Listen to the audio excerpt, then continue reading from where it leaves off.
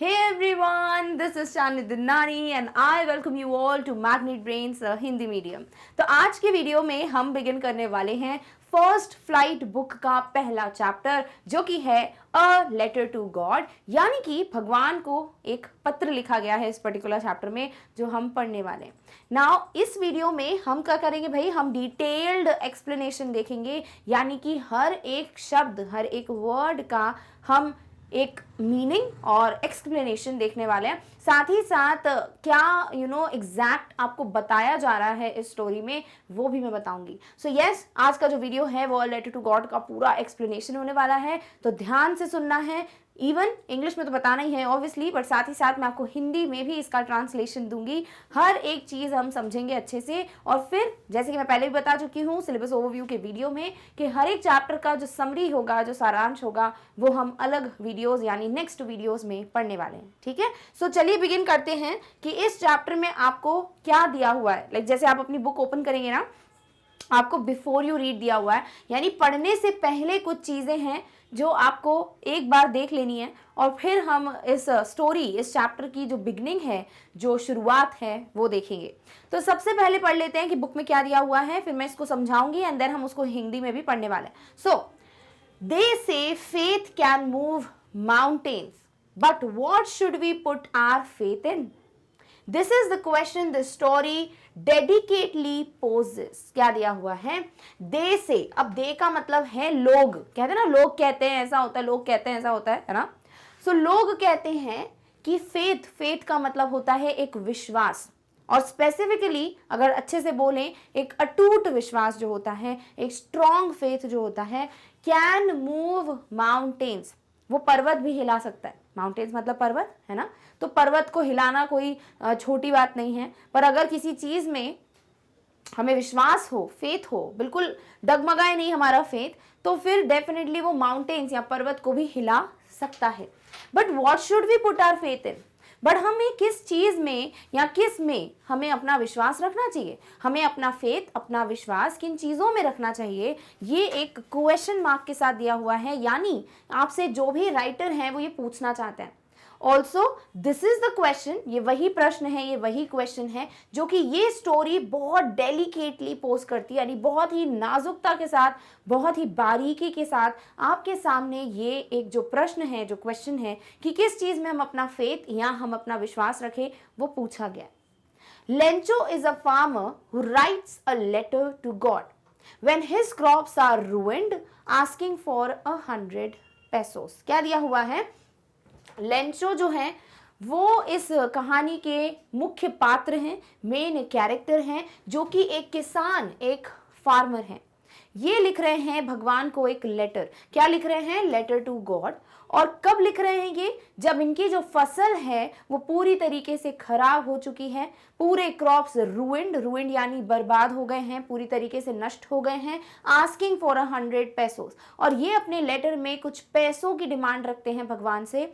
कितने पैसे चाह रहे हैं वो? 100 पेसोस। पेसोस एक करेंसी है जो वो चाहते हैं कि भगवान उनको भेजें। और इस चीज को पूछते हुए वो एक लेटर लिख रहे हैं भगवान को। तो ये कितना इंटरेस्टिंग है, राइट? क्योंकि अगर जैसे हमको कोई प्रॉब्लम होती है तो हम अपने पेरेंट्स को बताते हैं कि भाई ऐसी ऐसी बात है। अब अगर हमारे पेरेंट्स को किसी से हेल्प चाहिए, चलो उन्होंने अपने जो भी ब्रदर सिस्टर्स हैं, सिबलिंग्स हैं, या अपने अंकल आंटी हैं, या किसी से भी बोलेंगे। क्या ऐसा कभी आपने सुना है कि वो भगवान जी को पत्र लिखेंगे, पोस्ट ऑफिस में जाके एड्रेस क्या डालेंगे, क्या पता किसी मंदिर का एड्रेस डाल देंगे और वहां पर बोलेंगे कि भगवान जी मुझे ये पैसे भेज दीजिए? ऐसा होता है? नहीं। हम सीधे जाके भगवान से प्रे करते हैं, बट कभी लेटर नहीं लिखते। और इस चैप्टर में क्योंकि ये कैरेक्टर एक लेटर लिख रहा है, इसलिए बड़ी इंटरेस्टिंग सी स्टोरी है। Does Lencho's letter reach God? क्या लेंचो का जो लेटर है, जो पत्र है, वो भगवान तक पहुंचेगा? क्योंकि ऑब्वियसली किसी भी पत्र को पहुंचाने के लिए, किसी भी लेटर को अपनी सही जो भी आप चाहते हैं जो रिसीवर होगा उसका एड्रेस सही हो वहीं पहुंचे, है ना। तो उसके लिए आपको क्या चाहिए? आपको एक प्रॉपर एड्रेस चाहिए, एक प्रॉपर आपके पास पता होना चाहिए जिधर आप लेटर भेजना चाहते हो। अब भगवान जी का जो एड्रेस है, जो पता है, वो स्पेसिफिकली किसी को नहीं पता, राइट? तो वो लेटर पहुंचता है कि नहीं पहुंचता? पहला क्वेश्चन तो ये है। दूसरा, does God send him the money? चलो मान लिया लेटर पहुंच गया, तो क्या भगवान जी पैसे भेजेंगे? क्या भगवान जितने पैसे यानी 100 पेसोस मांगे हैं लेंचो ने वो उनको भेजेंगे? Think what your answers to these questions would be. इसके पहले कि हम कहानी पढ़ें, इससे पहले आप इन प्रश्नों का उत्तर सोचो कि अगर आपके सामने ये क्वेश्चंस रखे जाएं कि इतना आपको बता दिया और ये पूछा जाए तो आपका आंसर क्या होगा। And guess how the story continues before you begin to read it. और एक अनुमान लगाओ, एक गेस वर्क करो कि कैसे ये स्टोरी आगे बढ़ेगी। अगर लेटर लिखा है तो लेटर पहुंचेगा क्या? आपको लगता है हाँ पहुंचेगा, तो कैसे? आप थोड़ा वो अनुमान लगाओ। अगर लेटर पहुंचा तो क्या भगवान जी पैसे भेजेंगे? अगर भेजे तो मतलब कैसे भगवान पैसे भेज रहे हैं और पोस्ट ऑफिस के थ्रू आ भी रहा है, तो आप अपने हिसाब से यहाँ पर अपने आंसर्स जो है वो सोच सकते हैं इससे पहले कि आप इस स्टोरी को पढ़ें। अब आंसर्स तो हमारे यही होने चाहिए लॉजिकल, अगर हम रहें, अगर हम प्रैक्टिकली सोचें, अगर हम सही तरीके से सोचें, ठीक है, तो हमारा जो आंसर होगा, उत्तर होगा, वो यही होना चाहिए कि अरे भगवान जी को लेटर थोड़ी पहुंचेगा, तो आंसर इज नो। और जब लेटर ही नहीं पहुंचा तो पैसे नहीं आएंगे। तो स्टोरी का एंड यही होना चाहिए कि कुछ भी नहीं हुआ, लेंचो जो है वो खुद ही फिर डील करेंगे अपनी प्रॉब्लम्स के साथ। बट ऐसा होगा क्या? बिल्कुल भी नहीं, तभी तो ये स्टोरी हम पढ़ रहे हैं, ठीक है। चलो, तो ये पूरा एक्सप्लेनेशन था बिफोर यू रीड का। ये सारी चीजें हैं जो हमें पहले बताई गई हैं चैप्टर में, और ये अब हम हिंदी में पढ़ेंगे। हिंदी में कहा गया है, पढ़ने से पूर्व लोग कहते हैं कि विश्वास पहाड़ों को हिला सकता है। विश्वास जो है वो पहाड़ों को हिला सकता है। Faith can move mountains. लेकिन हमें अपना विश्वास किस पर रखना चाहिए? हमें किस पे विश्वास रखना चाहिए? लोगों पे, चीज़ों पे, भगवान पे, अपने आप पे? ये सारे प्रश्न जो है वो पूछे गए। ये कहानी नाजुक ढंग से यही सवाल उठाती है। बहुत ही बारीक सा सवाल है। अगर अभी आपसे कोई पूछे आप किस चीज़ में विश्वास रखेंगे या आपको किस पर विश्वास रखना चाहिए, शायद किसी का आंसर होगा अपने माँ बाप पे, अपने माता पिता पे, अपने मम्मी पापा पे, मदर फादर पे। कुछ लोगों का आंसर होगा भाई खुद पे, ऑन आवर ओन सेल्फ, अपने आप पे होना चाहिए विश्वास। कुछ लोग होंगे जो बोलेंगे कि नहीं, भगवान जी पे विश्वास रखना चाहिए, हम अगर कुछ अच्छा करेंगे तो भगवान जी हमेशा सपोर्ट करेंगे। तो इसके आंसर्स बहुत सारे हो सकते हैं, और वही हमसे यहाँ पर बहुत ही बारीकी से नाजुक तरीके से पूछा गया है। लेंचो एक किसान है जो अपनी फसल बर्बाद होने पर भगवान को एक पत्र लिखता है और 100 पैसों मांगता है। तो जो लेंचो है वो एक फार्मर है, किसान है, और वो अपनी फसल, अपने क्रॉप्स के रुइन होने के बाद, बर्बाद होने के बाद भगवान जी को एक लेटर लिखते हैं, एक पत्र लिखते हैं, जिसमें वो 100 पैसों की डिमांड करते हैं। क्या लेंचो का पत्र भगवान तक पहुंचता है? पहला प्रश्न। क्या भगवान उसे पैसे भेजते हैं? दूसरा प्रश्न। सोचें कि इन सवालों के आपके जवाब क्या होंगे, और इससे पहले कि आप इसे पढ़ना शुरू करें, अनुमान लगा लें कि कहानी कैसे आगे बढ़ती है। और ये चीज़ जो होती है ना, अनुमान लगाना, आपको इमेजिन करना है, खुद सोचना है, ये सारी चीज़ें बड़ी इंटरेस्टिंग होती हैं, बड़ी एक तरीके से रुचि जागती है इस चीज़ में। क्यों? क्योंकि अगर आप खुद सोचने लगते हो कि कहानी ऐसी चलनी चाहिए, ऐसा होना चाहिए, तो आप लैंग्वेज कैसे पढ़ना है, लिटरेचर कैसे पढ़ना है, वो समझ चुके हो। बिकॉज वही चीज़ है कि एग्जैक्टली क्या मीनिंग होगा, कैसे कहानी चलनी चाहिए, वही तो आपको समझाया जाता है इसमें, ठीक है। तो ये कुछ है जो पहले कहानी पढ़े उससे पहले का भाग है। आई होप आपको इंग्लिश और हिंदी दोनों में क्लियर हो गया, ठीक है। अब हम बिगिन करेंगे, स्टार्ट करेंगे अपने चैप्टर को। पहला पैराग्राफ क्या कहता है? The house, the only one in the entire valley. सबसे पहली लाइन बोल रहा है कि एक घर है और पूरी वैली में सिर्फ ये एकमात्र घर है, अकेला घर है। द ओनली वन दिया है यानी सिर्फ एक। Sat on the crest of a low hill. एक लो हिल है, एक छोटी सी पहाड़ी है, जिसके क्रेस्ट पे, क्रेस्ट का मतलब होता है हिल का सबसे ऊपरी भाग, जो बिल्कुल चोटी होती है ना, टॉप मोस्ट, वहां पर ये घर है। सैट मतलब वहां पर घर लोकेटेड है, वहां पर है। फ्रॉम दिस हाइट, और इस ऊंचाई से, भाई उस बिल्कुल चोटी पर है, टॉप पर घर है, तो उस ऊंचाई से, उस हाइट से one could see the river, कोई भी जो है एक नदी, एक रिवर देख सकता है। And the field of ripe corn, वहां से एक नदी दिखती है और वहां से एक खेत दिखता है, एक फील्ड दिखती है, जिस पे राइप कॉर्न यानी कि जो मकई होता है, जो मक्का होता है, यहाँ देख सकते हो, वो मकई की पूरी फील्ड जो है, कॉर्न की फील्ड आपको दिखेगी। Dotted with the flowers, dotted का मतलब है यहाँ पे जो फूल हैं इस फील्ड में, खेत में, वो बिल्कुल हर जगह जो है फैले हुए हैं, तो ऐसा लगता है कि डॉट्स बने हुए हैं हर जगह फूलों के। That always promised a good harvest. और इस फील्ड का, इस जो ये खेत है उसमें हमेशा अच्छी फसल ही उगी है। ऑलवेज, हमेशा वादा किया है उस फील्ड ने किसका, एक अच्छी फसल का। तो कभी भी दिक्कत आई नहीं है, हमेशा सही क्रॉप, सही फसल ही उगती थी। The only thing the earth needed was a downpour or at least a shower.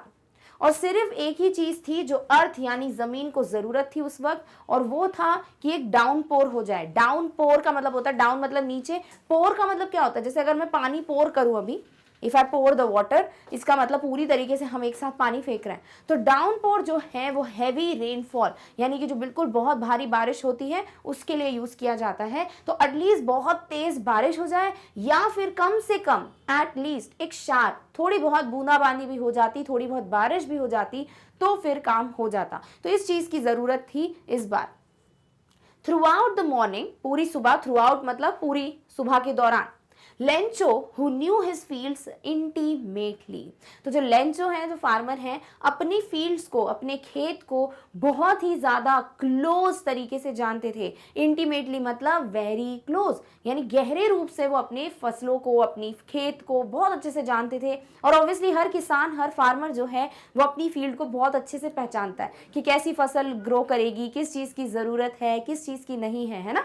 had done nothing else but see the sky towards the northeast। और पूरी सुबह लेंचो ने कोई काम नहीं किया, सिर्फ वो एक चीज कर रहे थे, वो नॉर्थ ईस्ट जो डायरेक्शन है वहां पर आसमान की तरफ देखे जा रहे थे, क्योंकि वहीं से उनको उम्मीद थी कि क्या होगी, बारिश होगी। तो वो बारिश की उम्मीद में आसमान में देख रहे हैं। ठीक है, अब हम कुछ वर्ड्स का मीनिंग जो हाईलाइटेड है, इसका जो हिंदी ट्रांसलेशन है वो भी हम देखेंगे। सबसे पहले कुछ वर्ड्स हैं, जैसे मैंने क्रेस्ट के बारे में क्या बोला, किसी भी एक पहाड़ी का जो टॉप मोस्ट पॉइंट है, यानी कि जो चोटी है ना। तो जैसे अगर ये एक हिल है तो इसका जो बिल्कुल टॉप मोस्ट पॉइंट है इसको क्रेस्ट कहते हैं, जहां पर एक ही घर था और वो किसका था, लेंचो का। सो टॉप ऑफ अ हिल यानी एक पहाड़ी की चोटी को क्रेस्ट कहते हैं। ठीक है, तो ये ध्यान में रखना है वर्ड, बिकॉज ये इंपॉर्टेंट है। तो कभी भी क्रेस्ट वर्ड आता है, इवन फिजिक्स वगैरह में भी आप पढ़ते हैं इस वर्ड को, this means the same, top of a हिल।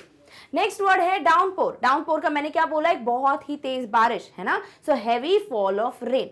तो बहुत तेज बारिश को हिंदी में क्या बोलते हैं, आपने सुना होगा, मूसलधार बारिश, और इसी को बोलते हैं डाउनपोर। तो आपके पास कितने प्यारे वर्ड्स आ गए। डाउनपोर वर्ड आपने शायद नहीं सुना हो, तो यू गॉट टू नो, आपको पता चल गया कि भाई तेज बारिश को डाउनपोर कहते हैं। ठीक है, चलो अब इसका हिंदी ट्रांसलेशन पढ़ते हैं फटाफट से, ताकि कुछ अगर आपको नहीं समझ आया हो तो अब और क्लियर हो जाएगा। वह मकान जो एक नीची पहाड़ी की चोटी पर पूरी घाटी में अकेला स्थित था। किसका घर, लेंचो का घर। सिर्फ अकेला था, तो क्या लिखा हुआ है, अकेला।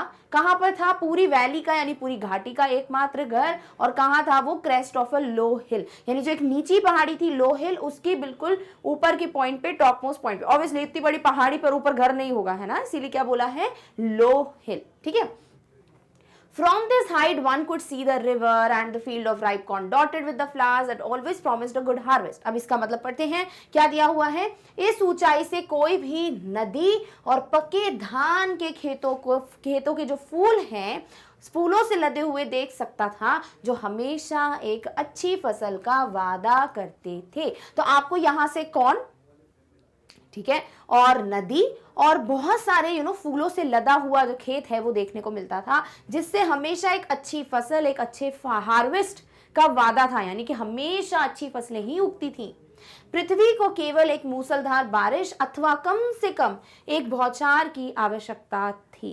यहाँ तो कम से कम बहुत तेज बारिश, कम से कम नहीं, यहाँ तो बहुत तेज बारिश हो जाती तो बहुत अच्छा होता, या फिर कम से कम थोड़ी बहुत बूंदाबांदी भी हो जाती, एक छोटी सी बौछार भी हो जाती बारिश की, तो भी बहुत अच्छे से फसल ग्रो करती, यहाँ फसल जो है वो उगती। पर इस बार होता क्या है वो तो आगे जाके पढ़ेंगे कि बारिश होती है कि नहीं। सारी सुबह लेंचो जो अपने खेतों को नजदीक से जानता था, बहुत ज्यादा नजदीक से, बहुत ज्यादा क्लोज, बहुत डीप तरीके से वो अपनी फसल को जानते थे, अपने खेत को जानते थे। उत्तर पूर्व दिशा यानी नॉर्थ ईस्ट जो डायरेक्शन है वहां देख रहे थे, आकाश की ओर देखते रहने के सिवाय कुछ नहीं किया था। तो लेंचो ने पूरी सुबह कोई काम नहीं किया, सिर्फ वो एक ही चीज थी, वो एक उम्मीद थी उनको कि नॉर्थ ईस्ट जो है, उत्तर पूर्व दिशा जो है, वहां से बारिश की उम्मीद थी उनको। तो पूरा टाइम आकाश की तरफ देख रहे थे कि अब बारिश होगी, अब बारिश होगी। ठीक है, तो ये एक इंट्रोडक्शन है, एक बिगिनिंग है, एक शुरुआत है आई होप, उम्मीद रखती हूँ कि आपको समझ आ गया। ठीक है, चलो अब नेक्स्ट बात करते हैं अगले पैराग्राफ की। Now we are really going to get some water woman. तो लेंचो अपनी वाइफ को बोलते हैं, वुमन कौन है? लेंचो की वाइफ। वो अपनी वाइफ को बोलते हैं now we are really going to get some water. अब हमें डेफिनेटली बिल्कुल श्योरिटी के साथ बोलते हैं कि हमें अब पानी मिलेगा। पानी का मतलब यहाँ क्या है? बारिश। ठीक है। The woman who was preparing supper replied, और जो इनकी वाइफ है वो रात का खाना या शाम का खाना बना रही थी। सपर मतलब जो रात को इवनिंग मील होती है ना, शाम का खाना, उसको बोलते हैं। तो जो लेंचो की वाइफ है वो सपर प्रिपेयर कर रही थी, यानी खाना बना रही थी शाम का। उन्होंने इस चीज का उत्तर दिया कि भाई बारिश होगी या पानी आएगा, ये बोला उन्होंने, लेंचो ने। इस चीज को उन्होंने रिप्लाई क्या किया? Yes God willing. हम बोलते हैं ना कि हाँ बिल्कुल, जैसा भगवान चाहेंगे, ईश्वर की कृपा होगी तो हो जाएगा, है ना। तो वही वो बोलती हैं कि हाँ जैसे भगवान की मर्जी होगी, जैसे ईश्वर की मर्जी होगी, बिल्कुल बारिश हो जाएगी। The older boys were working in the field while the smaller ones were playing near the house until the woman called to them all. तो इनके जो बेटे हैं, ठीक है, इनके जो बड़े बेटे हैं वो क्या कर रहे थे? वो खेत में काम कर रहे थे। They were working in the field. और जो छोटे बेटे हैं इनके, वो मजे से खेल रहे थे। They were playing near the house. अपने घर के पास में ही वो खेल रहे थे। कब तक खेल रहे थे? जब तक उनकी जो मम्मी है यानी जो लेंचो की वाइफ है, उन्होंने उनको बुलाया नहीं। क्यों बुलाया उनको? कम फॉर डिनर, सपर बन रहा है ना, शाम का खाना या रात का खाना कह लीजिए। तो वो अपने बच्चों को बुलाती हैं कि चलो आ जाओ खाना खा लो। और तब तक, जब तक वो बोलती नहीं है आने के लिए, तब तक उनके जो बड़े बेटे हैं वो काम कर रहे थे खेत में, छोटे बेटे जो हैं वो खेल रहे थे। और लेंचो क्या कर रहे थे? वो आकाश की तरफ यही उम्मीद लगा कर देख रहे थे कि बारिश जरूर होगी।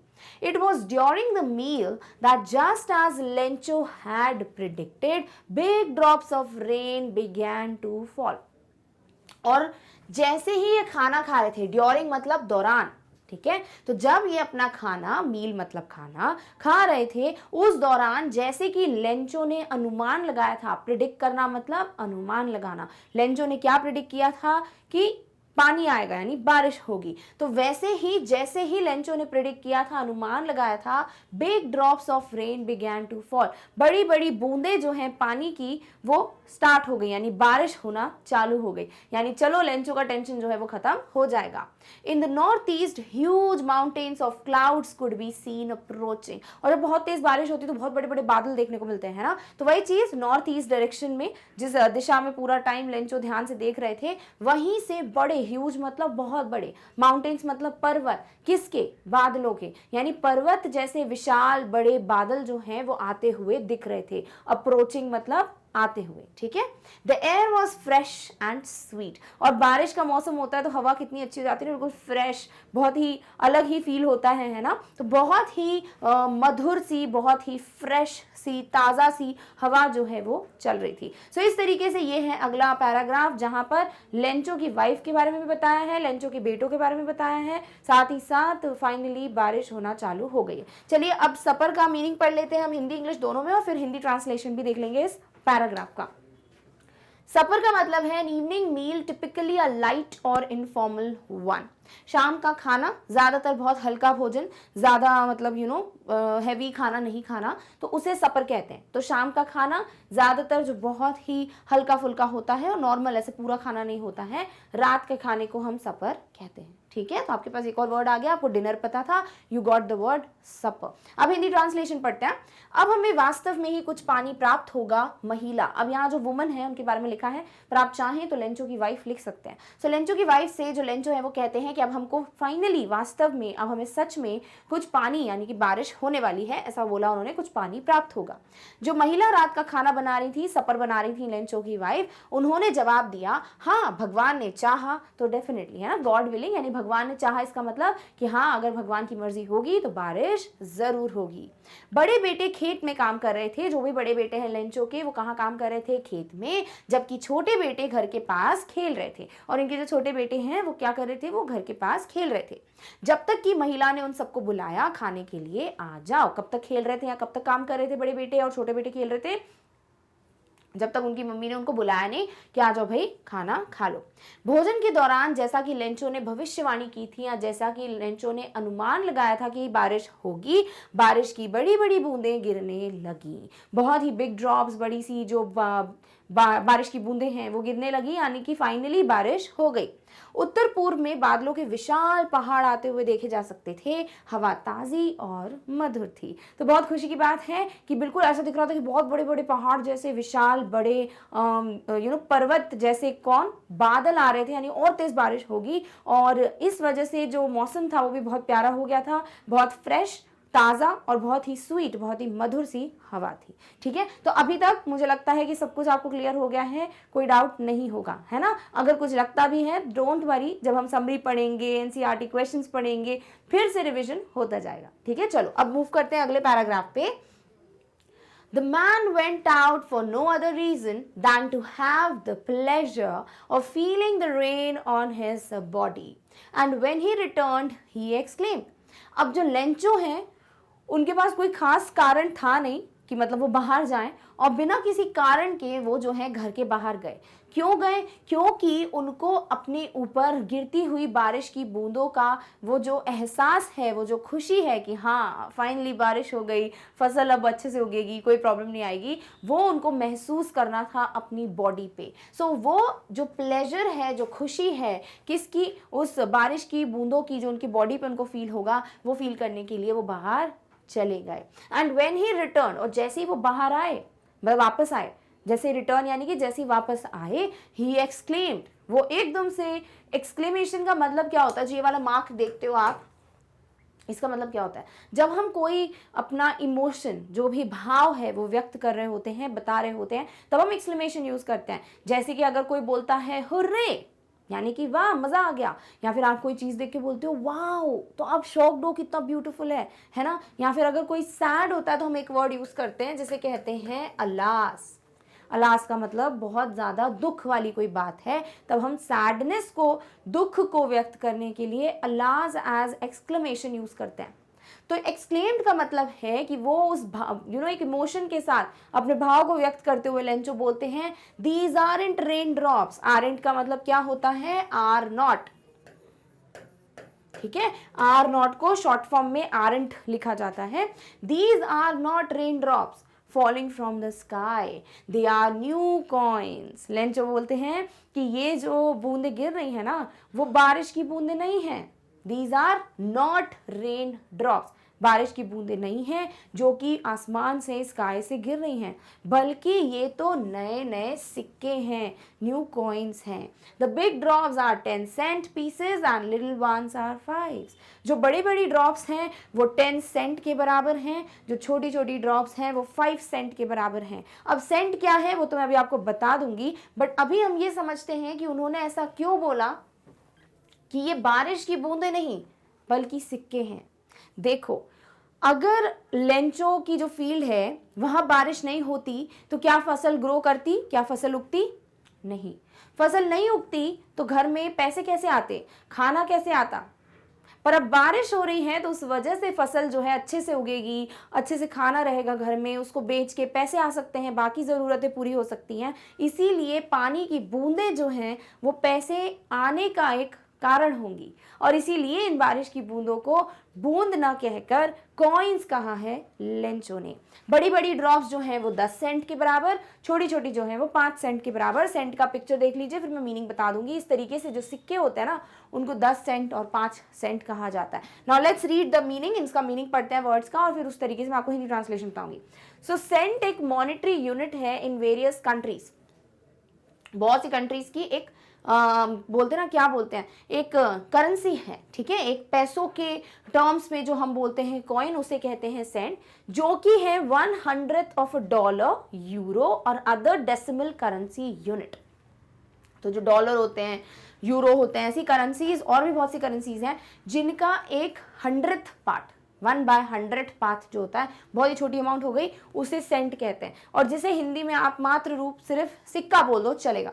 तो बड़ी बड़ी ड्रॉप्स को 10 सिक्के के बराबर और 10 रुपए बोलते हैं जैसे हम, वैसे ही 10 सेंट, और यहाँ पर छोटी छोटी बूंदों को 5 सेंट के बराबर कहा है। चलो अब इसका ट्रांसलेशन पढ़ते हैं। लेंचो अपने शरीर पर वर्षा के आनंद का अनुभव करने के लिए बाहर गया, और जब वह वापस लौटा तो उसने एकदम से कहा, एक्सक्लेम्ड, यानी कि एक इमोशन के साथ बोला। ठीक है, तो लेंचो बाहर क्यों गए? उनके पास एक ही रीजन था। यहाँ पे दैन का मतलब होता है कंपैरिजन। ठीक है, कि वो सिर्फ एक रीजन के लिए गए, वो था कि उनको बाहर जाके गिरती हुई बारिश की बूंदों को अपनी बॉडी पे महसूस करना था। और जैसे ही वो वापस आए, महसूस किया उन्होंने उस बारिश की बूंदों को, और जैसे ही वो वापस आए उन्होंने बोला, ये आकाश से गिरती हुई पानी की बूंदें नहीं हैं, ये नए सिक्के हैं, ये नए कॉइन्स हैं, न्यू कॉइन्स हैं। वर्षा की बड़ी बूंदें 10 सेंट तथा छोटी बूंदें जो हैं वो 5 सेंट के सिक्के हैं।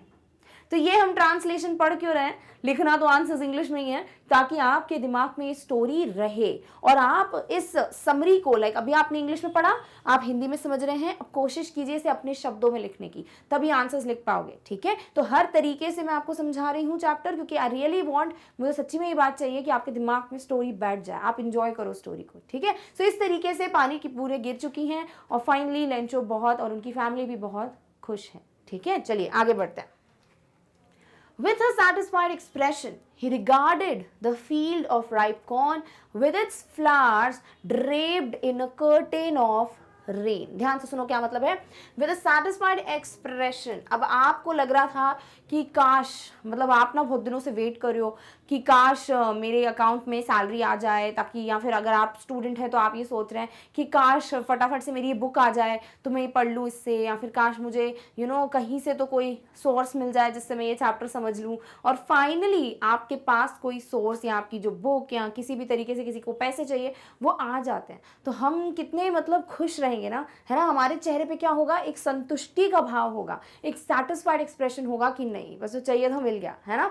तो वैसा ही एक्सप्रेशन जो है लेंचो के फेस पे है, और वो रिगार्ड करते हैं, वो बहुत थैंकफुल हैं, बहुत ज़्यादा हैप्पी हैं वो, और अपनी फील्ड को देखते हैं जो खेत है उनका, जिसपे क्या है? राइप कॉर्न है। ठीक है, मतलब जो पक चुके हैं, धान पक चुकी है, और उसी पे जो फ्लावर्स लगे हुए हैं, छोटे छोटे फूल लगे हुए हैं, ऐसा लग रहा है इस खेत को देखकर जैसे कि वो बारिश के पर्दे से ड्रेप्ड हो। ड्रेप्ड का मतलब होता है ढका हुआ, लाइक कवर्ड। जैसे साड़ी जो पहनती है ना हमारी मम्मी पहनती साड़ीज, उसको कहते हैं ड्रेपिंग, कि किस तरीके से साड़ी को पहना जाता है ना, उस पूरे प्रोसेस को ड्रेप करना कहते हैं। उसी तरीके से यहाँ पर जो बारिश है वो पूरी तरीके से फील्ड के ऊपर है, पत्तियों पे बैठ जाती है बूंदें। ऐसा लग रहा है कि बारिश एक पर्दे के समान पूरी जो फील्ड है, पूरा जो खेत है उसको ढक चुकी है, उसको कवर कर चुकी है, उसे कहा गया है ड्रेप्ड।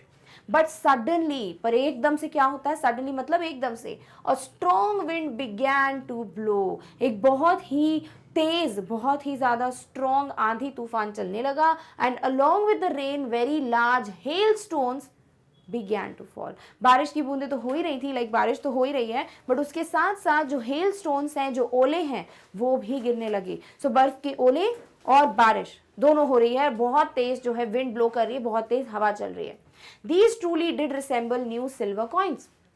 और जब आप ओलों को, जैसे अभी हम बारिश की बूंदों की बात कर रहे थे, लेंचो ने इनको सिक्कों से कंपेयर किया है, 5 cent and 10 cents, right. But जैसे ही ओले देखो आप, ऐसा लगेगा अगर इसको कॉइन से कंपेयर करना है तो हम चांदी के सिक्के से कंपेयर कर सकते हैं। तो लिटरली ऐसा लग रहा था कि जो हेल स्टोन्स हैं वो सिल्वर कॉइन्स या चांदी के सिक्के हैं, नए नए बिल्कुल चांदी के सिक्के।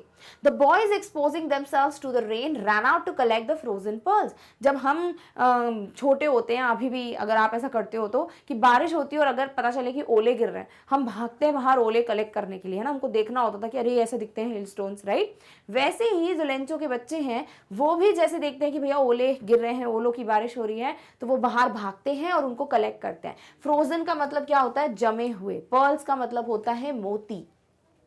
तो ऐसा लग रहा है जमे हुए मोती जो होते हैं उनकी बारिश हो रही है, तो उसको कलेक्ट करने के लिए, उसको इकट्ठा करने के लिए लेंचो के बच्चे बाहर भागते हैं। ठीक है, तो आई होप आपको क्लियर हो गया है इन सब का मतलब। फटाफट से ड्रेप्ड का मीनिंग देखते हैं और फिर मैं आपको हिंदी ट्रांसलेशन बताऊंगी। सो ड्रेप्ड का मतलब होता है कवर्ड, ज्यादातर इसको विथ क्लोथ, जैसे मैंने साड़ी का एग्जांपल दिया। ठीक है, सो ड्रेप्ड का मतलब होता है किसी चीज से कवर्ड, ज्यादातर स्पेसिफिकली कपड़े से कवर्ड, जिसको हम कह सकते हैं ढका हुआ। ठीक है, तो ऐसा लग रहा था बारिश से पूरा जो खेत है वो ढक चुका है, कवर हो चुका है, ड्रेप्ड है। क्लियर? ओके, चलो हिंदी में पढ़ते हैं। एक संतुष्ट भाव के साथ लेंचो पके अनाज और इसके फूलों को खेतों में, जो भी फूल लगे हुए हैं पूरी तरीके से हर जगह, खेतों में देखा, जो वर्षा के आवरण यानी कि एक पूरा कवरिंग से ढके हुए थे, एक कर्टेन से, एक पर्दे से ढके हुए थे। ठीक है, तो लेंचो जो है बहुत खुश है कि अरे वाह, मेरा जो खेत है, फील्ड है, पूरा बारिश हो गई है, अच्छे से पानी से पूरा ढका हुआ है। तो बड़े वो खुश थे क्योंकि अब इससे फसल जो है वो बहुत अच्छी ग्रो करेगी। लेकिन अचानक एक तेज हवा बहने लगी। पर ये जो हैप्पीनेस थी, जो खुशी थी लेंचो की, वो थोड़े टाइम के लिए ही थी, क्योंकि एकदम से कुछ और हुआ। क्या? बहुत तेज जो हवा है वो चलने लगी और बारिश के साथ बड़े बड़े ओले गिरना शुरू हो गए। और पहले तो बारिश हो रही थी, पर अब हेलस्टोन्स यानी बड़े बड़े ओले भी गिरना चालू हो गए थे। ये वास्तव में ही नए चांदी के सिक्कों से मिलते जुलते थे और ऐसा लग रहा था कि ये जो हेलस्टोन्स हैं वो सिल्वर कॉइन्स को रिसेंबल करते हैं। What is resemble? बिल्कुल मिलते जुलते। ठीक है, तो ऐसा लग रहा था बिल्कुल नई चांदी के सिक्के जो हैं वो गिर रहे हैं। लड़के वर्षा में भीगते हुए जमी हुई जो मोतियां हैं, यानी कि बोल सकते हैं मोतियों, यानी कि जो फ्रोजन पर्ल्स हैं, यानी जो हेलस्टोन्स हैं, अर्थात ओलों को इकट्ठा करने के लिए बाहर दौड़े। तो यहाँ पर आपको सब चीजें ध्यान में रखनी है कि जो रेन ड्रॉप्स हैं उसको कंपेयर किया है किससे? कॉइन से। कुछ 5 सेंट, कुछ 10 सेंट। छोटी रेन ड्रॉप्स 5 सेंट की, बड़ी रेन ड्रॉप्स 10 सेंट की। उसके अलावा अगर हम बात करें किसकी? ओलो की, हेल स्टोन्स की, तो आपको इधर 2 कंपैरिजंस मिले। एक मिला है चांदी के सिक्के यानी सिल्वर कॉइन्स, और दूसरा आपको क्या मिला है यहाँ पर? फ्रोजन यानी जमे हुए मोती, फ्रोजन पर्ल्स। ठीक है, तो आपको ये जो 2 कंपैरिजंस हैं वो ध्यान में रखने हैं कि जो रेन ड्रॉप्स हैं, छोटी rain drops, small rain drops 5 cent, बड़ी रेन ड्रॉप्स 10 सेंट। दूसरी बात, हेल स्टोन्स, ओले, सिल्वर कॉइन्स और फ्रोजन पर्ल से कंपेयर किए, क्योंकि इसमें मैच द कॉलम टाइप का क्वेश्चन कभी आ जाए तो आपको पता होना चाहिए। ठीक है, सो ये हो गया आपका क्या?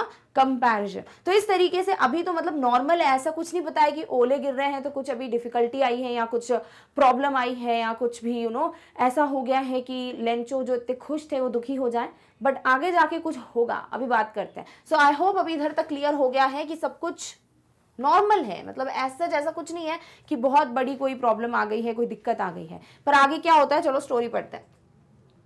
It's really getting bad now, exclaimed the man. अब एक्सक्लेम्ड की बात आप यहाँ पे ध्यान में रखिए। पहले बहुत खुशी से आए थे लेंचो, चिल्लाते हुए कि अब तो बारिश होगी, और मतलब वो खुश हो गए थे, है ना। अभी जो एक्सक्लेम कर रहे हैं वो टेंशन में हैं, बहुत ज़्यादा सैड हैं। वो बोलते हैं कि अब बहुत कंडीशन खराब होती जा रही है। It's really getting bad now, I hope it passes quickly. Because देखो, जब बारिश हो रही है तब तक ठीक है, थोड़े बहुत ओले गिर रहे हैं, ठीक है। अब बहुत सारे ओले गिरेंगे तो क्या होगा? फसल पूरी दब नहीं जाएगी और इस वजह से खराब हो जाएगी, क्योंकि ओले की जरूरत नहीं पड़ती है फसल को ग्रो करने के लिए, पानी की जरूरत पड़ती है। तो इसीलिए लेंचो जो है वो यही उम्मीद कर रहे थे कि काश ये बहुत जल्दी बीत जाए, और जो कंडीशन है वो बहुत खराब होती जा रही है। It did not pass quickly, पर बहुत जल्दी जो ओले की बारिश है वो बंद नहीं हुई, बहुत देर तक ओले गिरते रहे। फॉर एन आवर, आर का मतलब क्या होता है? 1 घंटा। ठीक है, एन बोला है ना, एन आर मतलब 1 आवर, यानी कि 1 घंटा। तो पूरे 1 घंटे तक the hell rained on the, कहाँ रेन की अभी बात करेंगे। हेल का मतलब क्या है? ओले, हेल स्टोन्स। हेल स्टोन्स की बारिश हो रही थी घर पर, हाउस, गार्डन, जो पूरा इनका गार्डन था, बाग था, बगीचा था, वहां पर पूरी तरीके से हेल स्टोन्स की बारिश हो रही है। The hill side, the cornfield, on the whole valley, पूरी जो वैली है, पूरा जो खेत है कॉर्न का, पूरा जो हिल है, हर जगह ओले ही ओले थे। The field was white as if covered with salt. बहुत बहुत इंपॉर्टेंट क्वेश्चन है यहाँ पर, स्टार मार्क करना है हमको, कि जो फील्ड है, जो खेत है, वो पूरी सफेद हो चुकी थी। कैसे सफेद हो गई थी भाई? हेल स्टोन्स जो हैं वो इतने सारे अगर एक साथ गिरेंगे तो देखो पूरे ये हेल स्टोन्स हैं, बिल्कुल अगर हम जूम करेंगे ना इसको तो आपको बकायदा छोटे छोटे ओले दिखेंगे, हेल स्टोन्स। अब ये इतने सारी हेल स्टोन्स की बारिश हुई है कि ऐसा लग रहा था पूरी फील्ड जो है वो व्हाइट हो गई है, और व्हाइट होने के बाद ऐसा लग रहा है जैसे पूरा नमक फैला हो, सॉल्ट ही सॉल्ट से कवर्ड हो। अब यहाँ पे 2 क्वेश्चन आते हैं। एक तो सॉल्ट का यूज क्यों किया, दूसरी बात शुगर का यूज क्यों नहीं किया? भाई शक्कर भी तो बोल सकते थे, शुगर भी तो वाइट ही होती है ना। तो पहली चीज तो हेल स्टोन्स की बारिश होने से इतना जो खेत पूरी तरीके से कवर था वो वाइट है, इसीलिए सॉल्ट का एग्जाम्पल लिया, नंबर 1। नंबर 2, अगर आप कोई सब्जी बना रहे हो, ठीक है, सपोज आप कोई सब्जी बना रहे हो, कोई डिश बना रहे हो, कुछ भी बना रहे हो, उसमें हमेशा बोला जाता है रेसिपी में नमक स्वाद अनुसार, salt as per the taste, यहाँ salt as per the requirement, right. कभी भी नमक का बताया नहीं जाता है कि 4 किलो डाल दो, 5 किलो डाल दो, नहीं, जितना आपको भैया लगता है, आप जितना नमक खाते हो उतना डालो। अब अगर सपोज मुझे चाहिए कि भाई रेसिपी में सिर्फ 1 चम्मच नमक डालना है क्योंकि उतना ही मैं खा सकती हूँ, अब कोई जो है इसमें 50 चम्मच डाल देगा तो क्या होगा, मैं खा पाऊंगी? बिल्कुल भी नहीं, मतलब थोड़ा सा भी टेस्ट नहीं कर पाएंगे, इतना बुरी तरीके से नमक बिल्कुल बहुत ज्यादा ओवर हो जाएगा, राइट। उसी तरीके से थोड़े बहुत हेल स्टोन्स गिरते तो कोई दिक्कत नहीं थी, लेकिन अगर जल्दी बारिश बंद हो जाती हेल स्टोन्स की तो ठीक था, कोई बात नहीं।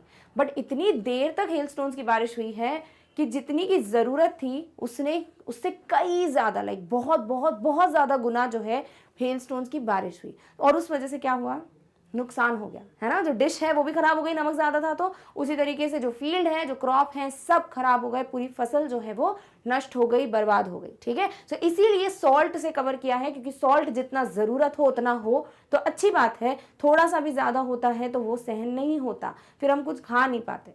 बट अगर शुगर की बात करें, भैया शुगर कितनी भी आएगी तो वो मिठास ही बढ़ाएगी, है ना, मीठा ही होगा। अलग बात है कि वो डायबिटीज वगैरह की बात नहीं लिंक करनी यहाँ पर हमको, ठीक है। यहाँ पे बस बात ये हो रही है कि भाई अगर आप कंपेयर करो, कोई एक चीज है जिसमें आपको 1 टेबल स्पून सॉल्ट डालना था, ठीक है, 1 चम्मच सॉल्ट डालना था, चलो इसमें आपने 5 डाल दिया, ठीक है। और एक चीज है जिसमें आपको 1 टेबल स्पून शक्कर डालनी थी और यहाँ पे आपने 5 टेबल स्पून यानी कि 5 चम्मच शक्कर डाल दी। अब मैं आपको ऑप्शन दूं कि आपको इन दोनों में से एक चीज तो खानी ही पड़ेगी, क्या चूज करोगे? आई डोंट थिंक कोई भी होगा जो ज्यादा नमक वाला चूज करेगा, सब ज्यादा शक्कर खाना पसंद करेंगे। कोई बात नहीं, बहुत मीठा लगेगा बट इतना बुरा नहीं लगा कि हम खा नहीं पाए, बट उसको तो आप स्वालो ही नहीं कर पाओगे, निगल ही नहीं पाओगे क्योंकि बहुत ज्यादा नमक हो गया। इसीलिए कुछ नेगेटिव हुआ है, हेल स्टोन्स की वजह से जो कवर हो गया है वो नेगेटिव चीज है, उससे कुछ अच्छा नहीं हुआ है, इसीलिए सॉल्ट का एग्जाम्पल लिया है, शुगर का नहीं लिया। समझ आ गया? सो ये एक चीज है जो हमको अच्छे से पढ़नी है। अब आपको इसको अपने शब्दों में कैसे लिखना है वो मैं अभी हिंदी में बता चुकी हूँ, कोशिश करो लिखने की, जब एनसीईआरटी सॉल्यूशंस करेंगे तब मैं आपको ये भी चीज बता दूंगी, ठीक है। All right, done. चलो अब इसका देखते हैं हिंदी ट्रांसलेशन। यह अब वास्तव में बुरा हो रहा है, लेंचो ने कहा, यानी जो स्थिति है, जो कंडीशन है, जो स्टेट है वो बहुत बहुत रुइन होता जा रहा था, बहुत बहुत बर्बाद होता जा रहा था, बदतर होती जा रही थी कंडीशन। क्यों? क्योंकि हेलस्टोन्स की बारिश रुक ही नहीं रही थी। मुझे आशा है कि यह जल्दी से गुजर जाएगा। और लेंचो को एक ही उम्मीद थी, एक ही होप था कि काश ये जो हेलस्टोन्स की बारिश है वो रुक जाए, फटाफट से ये सब बीत जाए। लेकिन यह शीघ्र ही समाप्त नहीं हुआ। बट जैसे हमको चाहिए था कि क्विकली ये पास ऑन हो जाए, फटाफट से बारिश बंद हो जाए हेलस्टोन्स की, ऐसा हुआ नहीं। बहुत देर तक, कितनी देर तक? पूरे 1 घंटे तक, पूरे 60 मिनट्स तक ये जो हेलस्टोन्स की बारिश है वो होती रही। 1 घंटे तक ओलों की वर्षा घर पर, बगीचे, पहाड़ी, अनाज के खेत तथा संपूर्ण घाटी में होती रही। पूरी वैली, घर, गार्डन, पूरा जो फील्ड है, खेत है, हर जगह ओले ही ओले थे। खेत सफेद हो गया जैसे यह नमक से ढका हुआ हो, और पूरी तरीके से वाइट वाइट लग रही थी फील्ड, और ऐसा लग रहा था जैसे कि पूरा नमक से कवर्ड है, यानी कि सब कुछ बहुत नेगेटिव हो गया था। ठीक है, तो हम स्टार्टिंग से देख रहे हो कितना सारा डिफरेंस है। पहले उम्मीद थी लेंचो को कि बारिश हो जाए, बारिश हुई, वो खुश हो गए, बहुत अच्छा लग रहा था उनको। फिर एकदम से हेल स्टोन्स यानी ओले गिरने लगे, उनको लगा चलो ठीक है जल्दी बीत जाएगा, नहीं बीता। उनको यही उम्मीद थी अब तो बंद हो जानी चाहिए ओलों की बारिश, बट 1 घंटे तक ओले गिरते रहे और इस तरीके से पूरी फसल खराब हो गई। पूरी तरीके से ऐसा लग रहा था कि ओले यानी कि नमक से कंपेयर करते हुए बोला है कि वो पूरी तरीके से कवर्ड हो। ठीक है, यहां तक कोई भी स्टोरी में आई थिंक आपको कोई डाउट नहीं होगा। क्लियर? ओके, चलो अब नेक्स्ट पैराग्राफ पे मूव करते। Not a leaf remained on the trees. अब जिस तरीके से हेल स्टोन्स की बारिश हुई है उस वजह से पेड़ पे एक भी लीफ, एक भी पत्ती भी नहीं बची थी। Not a leaf remained on the trees. The corn was totally destroyed. जो भी पूरा फसल था, जो भी कॉर्न था, मक्का था, वो सब कुछ डिस्ट्रॉय हो चुका था। The flowers were gone from the plants. There were so many flowers, right? बहुत सारे फूल ही फूल थे खेत में, वो भी जा चुके थे प्लांट्स में से। Lencho's soul was filled with sadness. Soul मतलब आत्मा। लेंचो की पूरी मतलब एक तरीके से बहुत ज्यादा वो दुखी हो गए थे, इतने दुखी कि ऐसा कहा गया है कि उनकी पूरी आत्मा दुख से भरी हुई थी। When the storm had passed, जैसे ही जो तूफान है, स्टॉर्म है, वो जा चुका था, He stood in the middle of the field and said to his sons. वो एकदम से अपने खेत के बीच में, जो फील्ड है उनकी, उसके बीचों बीच खड़े होकर अपने बच्चों से बोलते हैं, A plague of locust would have left more than this. Locust क्या होते हैं? टिड्डे। तो अगर उनकी भी महामारी आती, टिड्डों के प्लैग आता, एकदम से झुंड आ जाता ना, तो वो भी इससे तो कम ही नुकसान करते। पूरे प्लैग जो है वो, अगर वो पूरा खेत खा भी जाते, जो भी फसलें थी, फिर भी वो थोड़ा बहुत छोड़ देते। The hell has left nothing. Hail stones की बारिश, ओलों की बारिश से तो कुछ भी नहीं बचा। लाइक थोड़ा सा भी क्रॉप जो है वो नहीं बचा था। This year we will have no corn. और वो अपने बच्चों को बोलते हैं कि इस साल हमारे पास बिल्कुल भी कॉर्न नहीं होगा। ठीक है, सो इस तरीके से कंडीशन जो है बहुत बुरी हो गई है, बहुत अनफॉर्चुनेट, बहुत ही बदकिस्मत चीज़ हुई है। और वो ये है कि कुछ भी नहीं बचा था, ना कोई पत्ती बची थी, ना ही कोई फूल बचा था, ना ही बिल्कुल फसल बची थी, सब कुछ डिस्ट्रॉय हो चुका था। लेंचो बहुत बहुत ज़्यादा दुखी थे और वो अपने बच्चों को यही कहते हैं कि अगर लोकस्ट का प्लैग आता, टिड्डों का भी अगर प्लैग आता ना, तो भी इससे कम नुकसान होता, पर हेल स्टोन्स ने तो कुछ भी नहीं छोड़ा है। ठीक है, चलो अभी सबसे पहले प्लैग का मीनिंग देखते हैं। लोकस्ट अभी जो था इमेज वो आपने देख लिया, वो लोकस्ट है। प्लैग पढ़ लेते हैं, फिर मैं आपको हिंदी ट्रांसलेशन बताती हूँ। So an unusually large number of insects और animals infesting a place and causing damage. यहाँ पे प्लैग का मतलब क्या है? प्लैग ऑफ लोकस्ट, तो एनिमल्स या इंसेक्ट से रिलेटेड बोलना। तो कहीं पे भी एक बहुत ही अनयूजुअल, लाइक जो नॉर्मल नहीं है, अगर बहुत ज़्यादा बड़े नंबर में कुछ इंसेक्ट्स या कुछ एनिमल्स जो हैं उनका हमला होता है, बहुत ज़्यादा झुंड में अगर एनिमल्स या इंसेक्ट्स हमला करते हैं, जिसे प्रकोप कहते हैं हिंदी में, दैट इज व्हाट इज प्लैग। ठीक है, चलो अब इसका ट्रांसलेशन पढ़ते हैं। पेड़ों पर एक भी पत्ती नहीं बची थी। हेल स्टोन्स की वजह से इतना नुकसान हो गया था कि एक पत्ती भी नहीं बची थी पेड़ पे। मक्का पूरी तरह से नष्ट हो गया था। जो कॉर्न है वो पूरी तरीके से डैमेज हो चुका था। पौधों से फूल गिर गए थे, इवन जो फूल थे प्लांट्स पे वो भी नहीं बचे थे, सारे फूल भी डिस्ट्रॉय हो चुके थे। लेंचो की आत्मा दुख से भर गई। लेंचो बहुत बहुत ज़्यादा दुखी थे। वो बहुत, ऐसे बोलते हैं ना, डीपली अगर कोई सैड हो, दुखी हो, इतना बड़ा झटका लगा था उनको, क्योंकि सारी मेहनत जो है वो वेस्ट हो गई। जब तूफान समाप्त हुआ तो वहां अपने खेत के बीच में खड़े होकर उसने अपने पुत्रों से कहा। तो जो लेंचो हैं, जैसे ही स्टॉर्म पास हुआ, जैसे ही तूफान चला गया, वो अपने खेत के बीचों बीच आके खड़े हो गए और अपने बच्चों से कहते हैं, एक टिड्डी दल भी इससे ज्यादा छोड़ देती, यानी कि एक जो लोकस्ट है, इंसेक्ट है, अगर उसका भी ग्रुप आता, झुंड आता, तो उससे जितना नुकसान होता ना वो कम होता। अगर हम कंपेयर करें, किसके साथ कंपेयर करें? जो ओलों की वजह से, ओल गिरने की वजह से नुकसान हुआ है, इससे ज्यादा छोड़ देती, परंतु ओलों ने कुछ नहीं छोड़ा। बट जो हेल स्टोन्स हैं, जो ओलों की बारिश है, उस वजह से थोड़ा सा भी जो क्रॉप है वो नहीं बचा था। इस वर्ष हमें बिना अनाज के रहना पड़ेगा, इस साल हमारे पास मकई नहीं होगी। तो वो अपने बच्चों से यही बोलते हैं कि इस साल, इस ईयर हमारे पास कुछ अनाज नहीं होगा, थोड़ा सा भी मकई नहीं होगा, सब कुछ नष्ट हो गया। तो इस तरीके से कंडीशन बहुत बहुत ज़्यादा खराब हो गई है। अब इसे कैसे डील करेंगे लेंचो, कैसे लेटर टू गॉड वाली चीज़ आएगी, वो अब हमें पढ़ना है। ठीक है, चलो नेक्स्ट पैराग्राफ देखते हैं। That night was a sorrowful one. पूरी रात जो है वो दुख से बीती, सब लोग बहुत दुखी थे। ऑब्वियसली किसी के लिए, मतलब जो मेहनत से उन्होंने पूरा फसल पे काम किया और वो सब कुछ डिस्ट्रॉय हो जाए तो कितना ज़्यादा सॉरोफुल होगा, कितना ज़्यादा दुख होगा, वो हम समझ सकते हैं। तो वैसे ही लेंचो, उनकी फैमिली, सब लोग बहुत बहुत सैड थे। सॉरोफुल होना यानी सैड होना। All our work for nothing. ये लोग आपस में यही सोच रहे हैं कि जितनी भी हमने मेहनत की, इवन इनके जो बड़े बेटे हैं वो भी काम कर रहे थे फील्ड में, लेंचो ने ऑब्वियसली खुद भी काम किया होगा, तो इन्होंने जितनी मेहनत की वो सब बेकार गई, कुछ भी हासिल नहीं हुआ। There is no one who can help us. There is apostrophe बोलते हैं इसको, इसका मतलब हो गया देयर इज। लेंचो बोलते हैं कि कोई भी नहीं है जो हमारी मदद करे, क्योंकि पूरी वैली में एक ही तो घर था लेंचो का, तो वहाँ कोई भी नहीं है जो उनकी हेल्प करता इस चीज़ से डील करने के लिए। We will all go hungry this year. इसका मतलब क्या है? We will. ठीक है, तो लेंचो बोलते हैं इस साल हम भूखे ही रह जाएंगे, कुछ भी है ही नहीं ना खाने के लिए, तो क्या होगा। तो इस तरीके से वो अपना जो सैडनेस है वो यहाँ पर इंडिकेट कर रहे हैं, पोर्ट्रे कर रहे हैं, यहाँ पर वो बता रहे हैं। ठीक है, सो इस तरीके से ये बहुत बहुत ज़्यादा लेंचो दुखी थे, बिकॉज सब कुछ खराब हो चुका था। ठीक है, चलो इसका ट्रांसलेशन पढ़ते हैं। वह रात एक दुख भरी रात थी। पूरी रात भर सब लोग बहुत दुखी थे। क्यों? क्योंकि ऑब्वियसली कोई भी फसल नहीं बची थी। हमारी सारी मेहनत बेकार गई, इन्होंने जितनी मेहनत की थी, हार्डवर्क किया था, सब कुछ वेस्ट हो गया, सब कुछ बेकार हो गया। कोई नहीं है जो हमारी मदद कर सके। और वो यही सोच रहे थे कि कोई भी नहीं है जो उनकी हेल्प कर सकता है, ताकि वो ये सारी चीज़ों के साथ डील करते। इस वर्ष हमें भूखा रहना पड़ेगा। और उस ईयर वो यही वो सोच रहे थे कि अब हमें भूखा रहना पड़ेगा, क्योंकि कुछ भी नहीं है, ना खाने के लिए, ना ही पैसे हैं जिससे वो अपनी जो साल भर का जो नुकसान हो गया फसल की वजह से उसके साथ डील कर पाते। ठीक है, ऑलराइट, चलो नेक्स्ट पढ़ते हैं। नेक्स्ट पैराग्राफ है, but in the hearts of all who lived in that solitary house in the middle of the valley there was a single hope, help from God.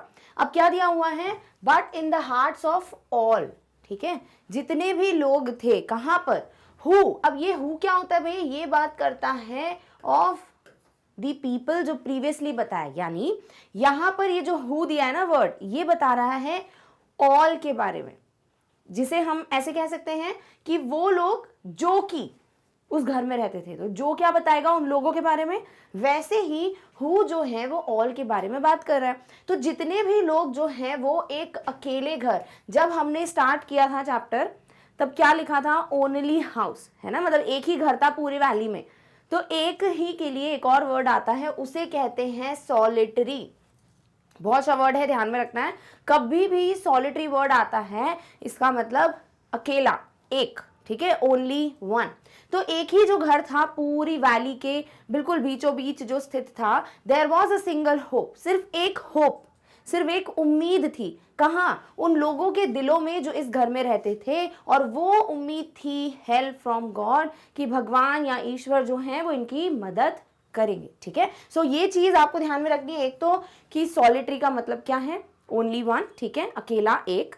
और दूसरी बात यहाँ पे सिंगल होप क्या है जिसकी बात की गई है, हेल्प फ्रॉम गॉड, यानी भगवान से सहायता या मदद। किसके दिमाग में या किसके दिलों में ये चीज थी, उम्मीद थी, सभी के, जो भी लेंचो हैं, उनकी वाइफ है, उनके बच्चे हैं, सबके हार्ट्स में सिर्फ ये एक ही होप था। Don't be so upset even though this seems like a total loss, remember no one dies of hunger. That's what they say, no one dies of hunger. क्या दिया हुआ है यहाँ पर, ये बोला गया है कि डोंट बी सो अपसेट, भाई इतने दुखी मत हो। ऑब्वियसली दुखी होने की बात है, क्योंकि सब जितना भी फसल वगैरह है सब कुछ डिस्ट्रॉय हो गया। एंड एक तरीके से इस वजह से एक तो इन लोगों के पास खाने के लिए कुछ नहीं रहेगा पूरे साल भर, दूसरी बात कुछ ऐसा पैसा भी नहीं है उनके पास, या फाइनेंशियली भी इतने स्ट्रांग नहीं है कि वो एक साल पूरा निकाल लें, है ना। तो इसीलिए वो एक दूसरे को ना दिलासा देते हैं ना कि नहीं सब ठीक हो जाएगा। तो यहाँ पे यही बोला है कि दुखी मत हो, भले ही ये पूरी तरीके से एक लॉस है, एक नुकसान है, कुछ भी ऐसा नहीं है, लाइक 0.1% भी नहीं है जो हमको लगे कि शायद फायदा हो गया, 100% लॉस है। बट येस, हमेशा ध्यान में रखना चाहिए, no one dies of hunger, यानी कोई भी भूखा नहीं मरता है। ठीक है, और वही चीज रिपीट की गई है कि भाई हर कोई यही कहता है, दैट्स व्हाट दे से, यानी जितने लोग हैं वो एक ही चीज कहते हैं, no one dies of hunger. Clear. अब ये आई होप सब समझ आ गई ये लाइन्स। अब इसका हिंदी ट्रांसलेशन देखते हैं, बट उससे पहले सॉलिटरी का आप मीनिंग देख लो, both in English and Hindi. Solitary मतलब S for solitary, S for single, एकमात्र, ठीक है, जिसे ओनली भी कह सकते हो, और हिंदी में मैंने बता दिया एकमात्र। ठीक है, सो कोई भी चीज के आगे सॉलिटरी लगा हुआ है, it means it's only one, एक मात्र है वो, ऑल अलोन, लाइक अकेला। ठीक है, और इसी को ओनली भी कह सकते हो बहुत ही आसान सी भाषा में। ठीक है, और ये किसके लिए यूज किया गया है, हाउस के लिए। क्यों, क्योंकि वो अकेला एक ही घर था वहां पूरी वैली में। चलो अब इसका ट्रांसलेशन देखते हैं। लेकिन घाटी के बीच में उस एकांत घर, एकांत वर्ड, ठीक है, ऑल्सो एक और वर्ड होता है, चलो बता ही देती हूँ यहाँ पर, कि जब हम एक वर्ड यूज करते हैं इसी से मिलता जुलता, सॉलिट्यूड, इसका मतलब क्या होता है, एकांत। कैसा एकांत, अगर किसी को बिल्कुल एकांत चाहिए या कोई बिल्कुल अकेला रहना चाहता है कुछ समय के लिए, हम बोलते हैं ना कि अकेला छोड़ दो, या फिर कोई है जो मेडिटेशन कर रहा है बिल्कुल अकेले, कोई डिस्टर्बेंस ना हो, तो उस एकांत को कहा जाता है सॉलिट्यूड। तो अगर कोई चीज अकेली है, एक है, एक मात्र है, तो सॉलिटरी यूज करो। बट अगर किसी पर्सन के लिए, एकांत के लिए एक वर्ड यूज करना है, तो आप डेफिनेटली सॉलिट्यूड को यूज कर सकते हो।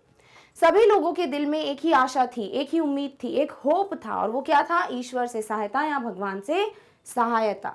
इतना परेशान मत हो, भले ही यह कुल नुकसान की तरह लगता है, याद रखना कोई भूखा नहीं मरता। तो इनके दिमाग में, या स्पेसिफिकली लेंचो के दिमाग में सबसे बड़ा होप क्या था, कि भगवान हेल्प करेंगे।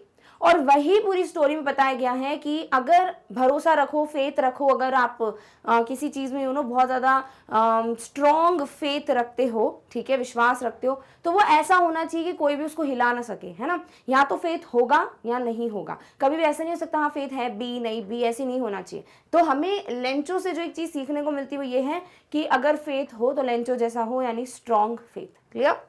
और वो वही समझा रहे हैं कि भाई भले कितना भी ये नुकसान लग रहा हो हमको कंप्लीट, बट यस कभी भी कोई भूखा नहीं मरता है। कहते तो ऐसा ही है कि भूख से कोई नहीं मरता है। तो ये है एक्सप्लेनेशन। अभी तक जितना भी स्टोरी रन कर रहा है, लाइक क्या हुआ क्या नहीं हुआ बिगनिंग में, और इनकी पूरी फैमिली के बारे में डिस्कशन, देन कैसे बारिश हुई, फिर हेल स्टोन्स, स्ट्रॉन्ग विंड का ब्लो होना, देन उसके बाद कॉइन से कंपेयर करना, सिल्वर कॉइन से, सेंट से, फ्रोजन पर्ल, सॉल्ट से covered, curtains draped with like rain, है ना।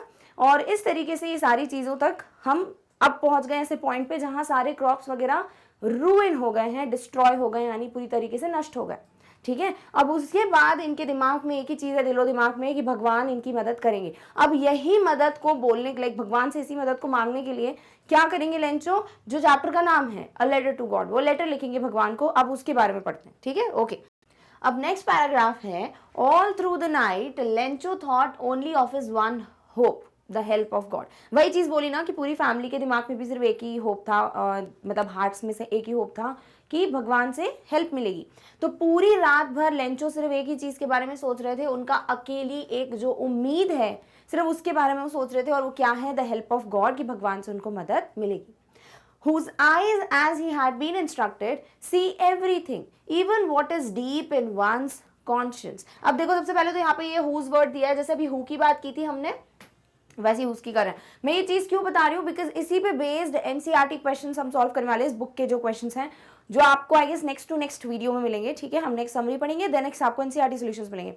सो उसमें इसी पे बेस्ड बहुत सारे क्वेश्चंस हैं, ग्रामेटिकल कुछ चीज़ें हैं जो आप सीखोगे, ठीक है। तो इसीलिए आपको यहाँ पर वो चीज़ सीखते चलनी है, ताकि एनसीईआरटी के सॉल्यूशंस जब मैं करवाऊँ, ऑब्वियसली 2 से 3 बार समझाऊंगी मैं हर एक क्वेश्चन को, डोंट वरी अबाउट इट, तो तब आपको कोई कंफ्यूजन ना रहे और आप लिंक कर पाओ, अच्छा हाँ ऐसा हमने कुछ पढ़ा था, ठीक है। तो ध्यान से सुनना है। जैसे मैंने बोला कि हु जो है वो बात कर रहा था ना अबाउट ऑल, अभी हमने जब इसके प्रीवियस वाली पैराग्राफ की बात की, वैसे ही हुज किसकी बात कर रहा है। देखो पूरी रात भर लेंचो सिर्फ एक ही उम्मीद के बारे में सोच रहे थे, वो थी भगवान से मदद, हुज। तो whose is talking about God, ठीक है। अब भगवान की बात हो रही है यहाँ पे कि भगवान की आंखें जो हैं वो सब देख सकती हैं, ऐसा लेंचो को क्या इंस्ट्रक्ट किया था, बचपन से ही ये चीज़ बताई होगी लेंचो को, या उन्होंने सुनी होगी कि भगवान जो है वो हर एक चीज़ देख सकते हैं, सी एवरीथिंग, इवन बल्कि वो ऐसी भी चीज़ें देख सकते हैं what is deep in one's conscious. Conscious क्या होती है, अंतरात्मा, है ना। तो हमारे दिमाग में या हमारी अंतरात्मा में भी क्या चल रहा है, भगवान वो भी देख सकते हैं।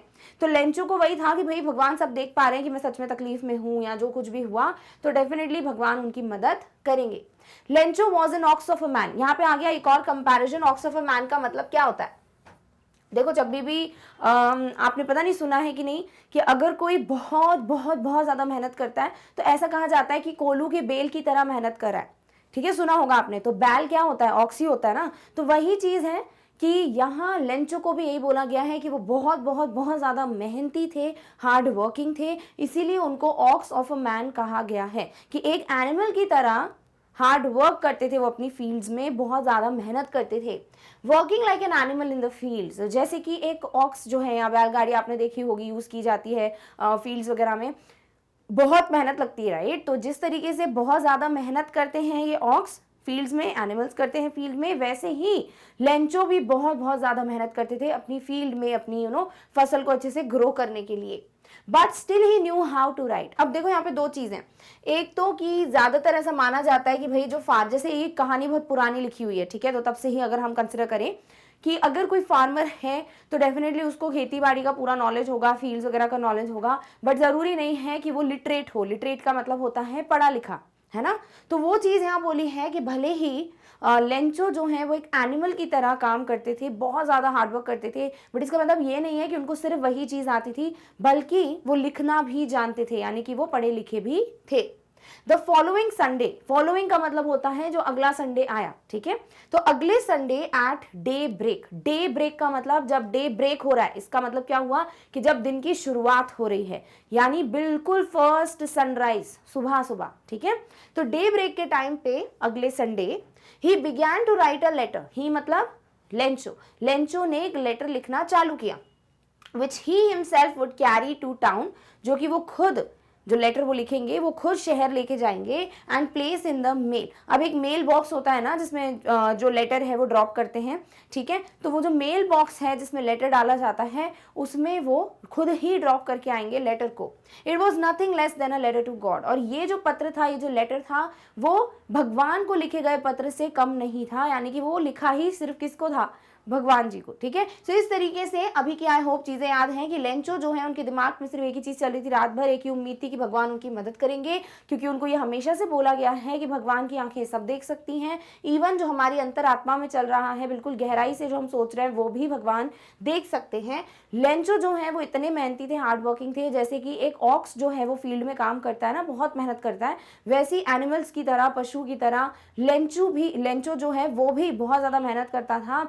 बट इसका मतलब ये नहीं है कि उसको लिखना पढ़ना नहीं आता था, उसको पता था कि लिखते कैसे हैं, और इसीलिए अगले संडे बिल्कुल सुबह सुबह लेंचो ने लेटर लिखना चालू किया, जो लेटर वो खुद शहर जाकर मेल बॉक्स में ड्रॉप करने वाले थे, और ये लेटर क्या था, भगवान को लिखा हुआ लेटर, ठीक है। चलो अब कॉन्शियस और डे ब्रेक के मैं आपको मीनिंग्स बता देती हूँ, फिर हम ये ट्रांसलेशन पढ़ेंगे जो ऑल्दो हम पहले ही डिस्कस कर चुके हैं। सो कॉन्शियस का मतलब है an inner sense of right और रॉन्ग, कहते हैं ना अंतरात्मा की आवाज सुनो, क्योंकि कभी भी कुछ कर रहे होते हो, अगर वो चीज सही होती है तो आपको अंदर से आवाज आ जाती है कि वेरी गुड, अच्छा काम कर रहे हो। अगर कोई चीज गलत है, जैसे झूठ बोल रहे हो, अगर मम्मी पापा से झूठ बोल रहे हो, तो अंदर से जरूर आवाज आती है कि तुम झूठ बोल रहे हो, गलत कर रहे हो, बट फिर हम सुनते ही नहीं अपनी अंतरात्मा की आवाज, अपनी कॉन्शियस की आवाज। तो कॉन्शियस क्या है, inner self of right and wrong, यानी अंतर आत्मा। नेक्स्ट है day break, the time in the morning when day light first appear, जिसे डॉन भी कहते हैं, हिंदी में पढ़ सकते हो। कौन सा डॉन है, DON वाला नहीं, DAWN वाला, ठीक है।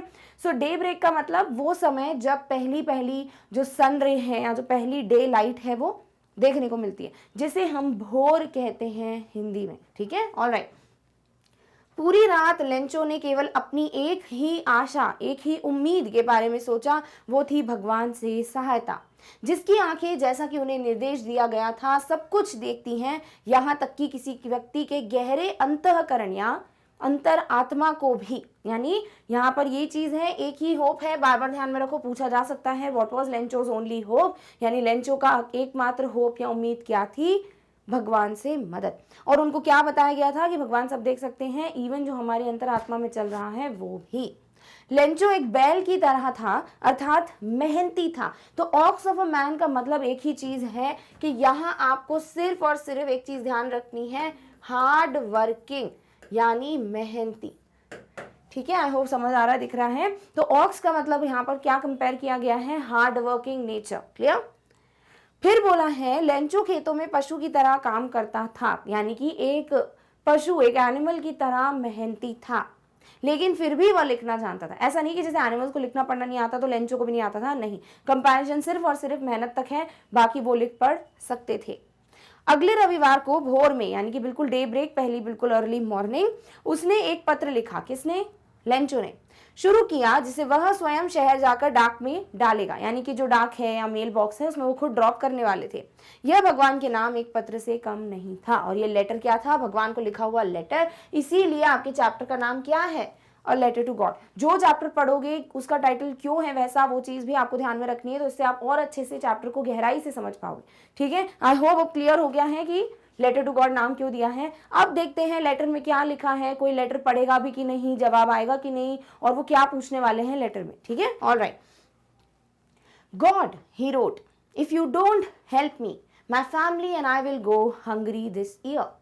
I need 100 pesos in order to sow my field again and to live until the crop comes because the hailstorm dash dash dash, ठीक है। तो ये है वो लेटर जो कि लेंचो ने लिखा है। अब ये लेटर में क्या लिखा है वो पढ़ लेते हैं। सबसे पहली चीज उन्होंने लिखा भगवान, ही रोट, रोट क्या है भाई, राइट का, राइट सुना है आपने, लिखने के लिए बोलते हैं ना राइट, इसी का अगर आपको पास्ट टेंस यानी बीते हुए कल में उपयोग करना हो तो क्या करते हो, क्या कर देते हो, राइट को आप रोट बना देते हो, ठीक है, जिसको हम, चलो अभी इतना नहीं पढ़ना चाहिए वैसे, बट ठीक है, क्रिया हमने पढ़ी है, वर्ब पढ़ा हुआ है आप लोगों ने, तो वर्ब के कई फॉर्म होते हैं, क्रिया के कई प्रकार होते हैं, जैसे पहला फॉर्म, दूसरा फॉर्म, तीसरा फॉर्म, ठीक है। तो पहला फॉर्म जो होता है ना वो ये है, जिसको हम अभी जो वर्तमान काल है, प्रेजेंट टेंस है, उसमें यूज करते हैं। जैसे अगर अभी मैं लेटर लिख रही हूँ तो मैं लिखूंगी, चलो अभी मैंने लेटर लिखा तो मैं लिखूंगी आई, या फिर लिखने वाली हूं तो आई विल राइट, क्योंकि या फिर मैं अगर ऐसे बोलती हूँ I am writing a letter तो मुझे आईएनजी फॉर्म आपको बताना पड़ेगा। चलो कोई नहीं, देख लेते हैं। सो जब हमें प्रेजेंट में बात करनी है या फिर हम बताने वाले लाइक कि हमको पहला फॉर्म यूज करना है, पहली क्रिया, तब हम राइट को यूज करते हैं। अब इसमें अगर आप आईएनजी लगा देते हो, यानी राइटिंग जो आपने सुना है, इसको हम बोलते हैं कि ये लगातार चल रहा है काम। तो जैसे अभी मैं लगातार पत्र लिख रही हूं तो मैं लिखूंगी I am writing a letter, ठीक है। बट वही चीज मैं बोलूंगी मैंने कल लेटर लिखा था, बीते हुए कल में, तो वहां राइट का रोट हो जाता है, WROTE, ठीक है। सो मैं बोल दूंगी आई रोट अ लेटर। तो ये जो रोट दिया है इसका मतलब उसने लिखा, क्या लिखा था लेंचो ने, इसीलिए बोला है ही रोट, ठीक है। क्या लिखा था लेटर में, if you don't help me, you मतलब गॉड, कि अगर आप मेरी मदद नहीं करेंगे, भगवान से वो बोल रहे हैं, माई फैमिली यानी मेरा परिवार, एंड आई विल और मैं भी, यानी लेंचो का परिवार और Lencho will go hungry this year, पूरा साल जो है हमें भूखा रहना पड़ेगा। क्यों? क्योंकि जो फसल होती थी वही अल्टीमेटली, या हम बोल सकते हैं वही जाकर आगे जाकर उनका जो खाना है, भोजन है, या बाकी जो भी चीज़ें होंगी नीड्स वगैरह, उसके लिए इंपॉर्टेंट थी, ज़रूरी थी, है ना। तो इसीलिए अभी तो वो क्रॉप्स रहे नहीं, तो इनको पूरा साल भर ऐसे ही बिताना पड़ेगा। तो वो भगवान को यही लेटर लिखते हैं कि अगर आप हमारी मदद नहीं करेंगे तो मुझे पूरा साल जो है भूखे रहना पड़ेगा, मुझे और मेरे परिवार को। अब उन्होंने मांगा क्या है लेटर में, 100 पेसोस, पेसोस की बात कर चुके हैं, करेंसी है, ठीक है। सो आई नीड 100 पेसोस, कितने मांगे हैं, 100 पेसोस मांगे हैं। अब 100 पेसोस क्यों चाहिए उनको, एग्जैक्टली 100 पेसोस ही क्यों चाहिए, उसके भी 2 रीजन है। क्या रीजन है, पहला, in order to sow my field again, sow का मतलब होता है बोना, ठीक है। तो अगर किसी भी फसल को बोते हैं हम, तब जाके तो फिर उसकी ग्रोथ होगी, करेक्ट, उसको सोइंग कहते हैं। तो सो मतलब यहाँ पर कि जो भी बीज वगैरह होगा उसको वापस उनको बोना पड़ेगा खेत में, ताकि फसल आए अगली बार के लिए। Also to live until the crop comes, अब ऐसा तो है नहीं कि वो फसल बोएंगे और उसी वक्त फसल आ जाएगी, कट करके वो अपना खाना वाना खा सकते, नहीं, समय लगता है ना। तो वो जो समय लगेगा उस दौरान क्या करेंगे, उस वक्त भी तो खाने को कुछ नहीं है, तो उस दौरान जो खर्चा कर सकते हैं, बोला कि खाना खरीद के ले आए या जो भी चीज़ें हैं उसके लिए भी पैसे चाहिए। तो 2 चीज़ों की वजह से उन्होंने कुल 100 पेसो, 100 पेसोस की डिमांड रखी। एक था फील्ड को वापस सो करने के लिए, यानी वापस से बोने के लिए। दूसरी बात, जब तक फसल नहीं आ जाती, जब तक क्रॉप ग्रो नहीं कर जाता, तब तक बाकी जो खर्चे हैं, तब तक खाने वाने के लिए जो खर्चा है वो उसमें से वो उठा सके, बिकॉज द हेल स्टॉर्म। अब आगे हमको क्यों नहीं बताया पूरा लेटर, क्योंकि हमको पता है, ठीक है, ऑल्सो भगवान को भी पता है। तो यहाँ पे वही चीज़ है कि वो आगे लिखते भी तो लिखा होगा, अगर तो यही लिखा होगा कि हेल स्टॉर्म ने, या ओले की जो तूफान आया था, ओलावृष्टि हुई थी, उस वजह से जो कुछ भी है फसल वगैरह डैमेज हो गई, है ना। बाकी यहाँ अगर नहीं भी लिखा है तो ये भी कह सकते हैं कि भगवान को सब पता है इसीलिए नहीं लिखा, ठीक है, बट ये लिखा होगा, हमको नहीं बताया। डन। तो लेटर में क्या लिखा है, 3 चीजें हैं। एक तो अगर आप हमारी मदद नहीं करोगे तो हम भूखे रह जाएंगे, दूसरी बात हमको 100 पेसोस चाहिए, तीसरी बात 2 कारण दिए हैं, एक 100 करने के लिए वापस से फील्ड को, और दूसरी बात जब तक फसल नहीं आ जाती तब तक के लिए खर्चा उठाने की। Clear, okay. He wrote to God on the envelope, put the letter inside and still troubled went to town. अब क्या दिया हुआ है, he wrote यानी लिखा था, मैं बता दिया राइट करो, ठीक है, to God। अब जब भी हम कोई लेटर लिखते हैं या एप्लीकेशन लिखते थे हम, जब प्रिंसिपल को लिखते हो सिक लीव की, टीचर्स को लिखते हो लीव की, तो हमेशा ऐसा होता था ना टू द प्रिंसिपल, अब तो टू हटा दिया है, बट लिखते तो यही थे। वैसे ही एनवेलोप, एनवेलोप क्या होता है, लिफाफा, है ना, जिसके अंदर लेटर डाल के फिर आप पोस्ट करेंगे।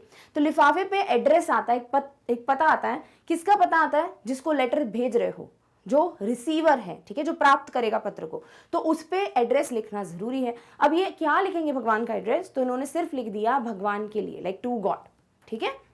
पुट द लेटर इनसाइड, डाल दिया उन्होंने जो भी मेल बॉक्स था उसमें, और अभी भी वो बहुत टेंशन में है, बहुत ज़्यादा ट्रबल्ड है वो। और फिर वो वापस कहाँ जाते हैं, अब वो शहर जाएंगे ना, क्योंकि ये लेटर लिखना उन्होंने अपने घर पे स्टार्ट किया होगा, और फिर वो जाकर शहर में अब इसको ड्रॉप करने वाले, ठीक है। तो ये लेटर, सॉरी मेल बॉक्स में नहीं, लेटर उन्होंने एनवेलोप या लिफाफे में डाल दिया। एट द पोस्ट ऑफिस, अभी कहाँ पहुंच चुके हैं, डाकघर पहुंच चुके हैं, पोस्ट ऑफिस पहुंच चुके हैं। He placed the stamp on the letter. आपने देखा होगा छोटी छोटी सी ऐसी टिकट्स आती हैं जो एनवलप पे लगाई जाती हैं, ठीक है, पोस्ट करने से पहले। तो उन्होंने ये किया, स्टैंप लिया और स्टैंप को लेटर पे लगा दिया and dropped it into the mail box, और उसको मेल बॉक्स में डाल दिया, बिकॉज वहीं से सारे लेटर्स पोस्ट होने वाले हैं, ठीक है।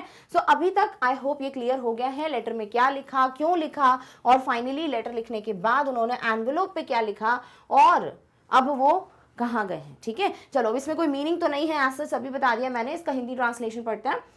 भगवान लेंचो ने लिखा, अब क्या लिखा वो पढ़ लेते फटाफट। यदि आप मेरी मदद नहीं करेंगे तो मुझे और मेरे परिवार को इस वर्ष भूखा रहना पड़ेगा। मुझे अपना खेत फिर से बोने के लिए और फसल आने तक जीवित रहने के लिए 100 पैसों चाहिए, क्योंकि ओलो के तूफान, और आगे जो भी लेटर का पार्ट होगा वो, ठीक है। तो आप यहाँ सारी चीजें ध्यान में रखोगे कि मेरी मदद नहीं करेंगे, if you don't help me and my family would be hungry all over the year, पूरे साल भर के लिए हम भूखे रह जाएंगे। दूसरी बात, मुझे कितने भाई पूरे 100 पैसों चाहिए अपने खेत को वापस बोने के लिए, to sow my field, and also जब तक क्रॉप नहीं आता तब तक जीवित रहने के लिए। लेंचो ने लिफाफे पर भगवान के लिए लिखा, यानी टू गॉड लिखा। अच्छा ये होगा कि आप सिर्फ टू गॉड ही ध्यान में रखो, ये हिंदी से आपको कंफ्यूज नहीं होना है कि आप जाके फिर इसको कुछ और ट्रांसलेट कराओ, नहीं, टू गॉड ध्यान में रखो, ठीक है। पत्र को लिफाफे में डाला और फिर भी परेशान होकर शहर चला गया। अभी भी परेशान है ना वो, कि पता नहीं क्या होगा क्या नहीं होगा, बहुत टेंशन की बात है, तो इसीलिए वो अभी भी परेशान है और शहर के लिए निकल जाते हैं। डाकघर में उसने पत्र पर एक टिकट लगाया और उसे मेल बॉक्स में डाल दिया। फाइनली उन्होंने मेल बॉक्स में लेटर डाल दिया, ठीक है। तो लेटर तो हो गया है पोस्ट। अब ये लेटर पहुंचने वाला है भगवान तक, लाइक कैसे पहुंचाएंगे पोस्टमैन, ये कोई टू गॉड तो कोई एड्रेस होता ही नहीं है ना, या फिर वो खुद पढ़ेंगे, चलो वो देख लेते हैं। सो क्या होने वाला है, डेफिनेटली कोई एड्रेस है नहीं, तो इनको खोलकर देखना ही पड़ेगा कि ऐसे टू गॉड लिखने का क्या मतलब है। वन ऑफ द एम्प्लॉइज, अब हम ये पोस्ट ऑफिस की बात करें, वहां का ये सीन है। One of the employees who was a postman, जो जितने भी कर्मचारी होते हैं उनको एम्प्लॉइज कहा जाता है ना, तो जितने भी एम्प्लॉइज हैं उनमें से एक, हु वॉज यानी एम्प्लॉय में से एक, फिर से हु का यूज, ठीक है। हु वॉज अ पोस्टमैन, तो वो एक पोस्टमैन थे, and also help at the post office, और बाकी भी जो भी हेल्प वगैरह करनी होती थी पोस्ट ऑफिस पे वो भी वो करते थे। Went to his boss laughing heartily, पूरे दिल से हंसते हैं अगर हम, इसका मतलब हमको कोई चीज़ या तो बहुत ज़्यादा फनी लगी है या बहुत ज़्यादा मज़ेदार लगी है ना। तो जैसे ही उन्होंने देखा लेटर पे क्या लिखा हुआ है, टू गॉड, तो पोस्टमैन बहुत जोर जोर से हंसने लगे और अपने बॉस के पास गए and showed him the letter to God, और उनको उन्होंने लेटर दिखाया कि भाई देखो कोई है जिसने भगवान के नाम पर लेटर लिखा है। Never in his career as a postman had he known that address. Never मतलब कभी भी नहीं, अपने पूरे जो भी उनका कार्यकाल रहा है, जो भी करियर रहा है अभी तक का, उन्होंने कभी भी, पोस्टमैन के करियर की बात हो रही है, ऐसा एड्रेस नहीं देखा था। डेफिनेटली किसी ने नहीं देखा है कि कोई टू गॉड लिख के पोस्ट कर देगा लेटर को, तो ये एड्रेस इन्होंने कभी देखा नहीं था, तो इनके लिए बड़ा शॉकिंग था, ठीक है। सो वही चीज़ है कि जो एक एम्प्लॉय है, क्या है भाई, पोस्टमैन है, काम भी करते थे वहाँ पे, लाइक हेल्प भी करते थे। उन्होंने सबसे पहले लेटर को देखा, लेटर पे लिखा हुआ था टू गॉड, ये देख के उनको हंसी आ गई, बहुत जोर जोर से वो हंसने लगे, और ये लेटर गए वो अपने बॉस के पास लेकर। क्यों लेकर गए, क्योंकि, और हंसी क्यों आई, क्योंकि उन्होंने कभी ऐसा एड्रेस अपनी लाइफ में नहीं देखा था कि किसी ने लिख के ऐसे एनवेलोप पे पोस्ट किया। Clear, okay. चलो अब देखते हैं नेक्स्ट बॉस का क्या रिएक्शन होने वाला है। अच्छा हाँ, इसका हिंदी ट्रांसलेशन पढ़ लेते हैं। कर्मचारियों में से एक जो डाकिया था, डाकिया मतलब पोस्टमैन, और डाकघर में भी मदद करता था, अपने मालिक के पास जाकर दिल खोलकर हंसता हुआ गया और उन्हें भगवान के नाम लिखा हुआ पत्र दिखाया। एक डाकिया के रूप में सारे सेवा काल में उसने कभी ऐसा पता नहीं देखा था। तो आई होप ये ध्यान में रखोगे। सबसे पहले लेटर किसने देखा, पोस्टमैन ने, यानी डाकिया ने, जो कि मदद भी करते थे वहां पर पोस्ट ऑफिस में। जैसे उन्होंने देखा कि टू गॉड लिखा हुआ एनवेलोप पे, बहुत जोर जोर से वो हंसने लगे और इस लेटर को वो लेकर गए अपने बॉस के पास, क्योंकि उन्होंने लाइफ में आज तक ऐसा एड्रेस नहीं देखा था, ठीक है। ऑलराइट, चलो। The post master, post master क्या है, वो बॉस जिनकी बात हुई है, ठीक है। So the post master, a fat amiable fellow, also broke out laughing, but almost immediately he turned serious and tapping the letter on his desk commented। अब इस कितनी लाइंस दिख रही है, 3 लाइंस दिख रही है ना। इन 3 लाइंस में आपको बहुत डिफरेंट वर्ड्स सीखने को मिलने वाले हैं। सबसे पहली चीज तो पोस्ट मास्टर तो क्लियर है भाई, जो बॉस है, लाइक जो मेन वहाँ के हेड है पोस्ट ऑफिस के, वो एक फैट का मतलब होता है मोटा, है ना, तो बहुत ही मोटे से आदमी है वो। ऑल्सो एमिएबल है। What is amiable? कुछ लोग होते हैं ना जो बहुत ही ज़्यादा क्या बोलूँ, मिलनसार होते हैं, है ना, जिनसे हमेशा वो हंसते रहते हैं, हमेशा आप बिल्कुल जाके बात कर सकते हैं, आपको डर नहीं लगेगा उनसे बात करने में, क्योंकि देखते से पता चल जाता है कि पर्सन बहुत अच्छा है, लाइक बहुत अच्छे से घुल मिल जाते हैं। ऐसे इंसान को हम एमिएबल कहते हैं, मिलनसार। सो ये जो पोस्ट मास्टर है वो मोटू से, क्यूट से, बहुत ही मिलनसार किस्म के इंसान हैं। ब्रोक आउट, ब्रोक आउट का मतलब होता है बहुत जोर जोर से हंसना, ठीक है। सो ब्रोक आउट लाफिंग, कैसे हंस रहे हैं वो, बहुत जोर जोर से हंस रहे हैं, बट ऑलमोस्ट, बट एकदम से क्या होता है ना, बिल्कुल इमीडिएटली, इमीडिएटली का मतलब बिल्कुल उसी वक्त, ठीक है, एकदम से। सो एकदम से वो सीरियस हो जाते हैं, यानी वो बहुत जोर जोर से हंसते हैं, जैसे देखते हैं टू गॉड लिखा है, पर वो एकदम से फिर सीरियस भी हो जाते हैं। एंड टैपिंग द लेटर, और जो लेटर है, पत्र है, उसको ऐसे डेस्क पे टैप करते हैं। डेस्क क्या होती है, जो आपके स्कूल में भी होती है ना, डेस्क, बेंच पे बैठते हो, डेस्क होती है, इस पे बुक कॉपीज रखते हो, है ना। तो उस डेस्क पे उन्होंने क्या किया, अपना जो ये लेटर था, लेंचो का लेटर, उसको टैप किया, उसको ऐसे पटका, किस पे, डेस्क पे, और फिर उन्होंने कुछ बोला। क्या बोला, व्हाट फेथ, और यहां देखो क्या है, एक्सक्लेमेशन मार्क है, ठीक है। यानी यहां उनके इमोशंस हमें दिख रहे हैं कि वो सरप्राइज्ड हैं, वो शॉक्ड हैं कि इतना विश्वास कैसे हो सकता है किसी को। देखो हर किसी को भगवान में विश्वास होता है, ठीक है, बट इसका मतलब ये नहीं कि आप पत्र लिख देते हैं भगवान को कि भाई मुझे ये चीज़ों की ज़रूरत है, क्योंकि कहीं ना कहीं हमें भी पता है कि ऐसा थोड़ी होगा, है ना। हम खुद डायरेक्टली टेम्पल में, मंदिर में जाके अपनी बात रखते हैं भगवान के सामने, वहां तक चलो सब करता है, बट क्या कोई लेटर लिख के पोस्ट कर देता है, नहीं।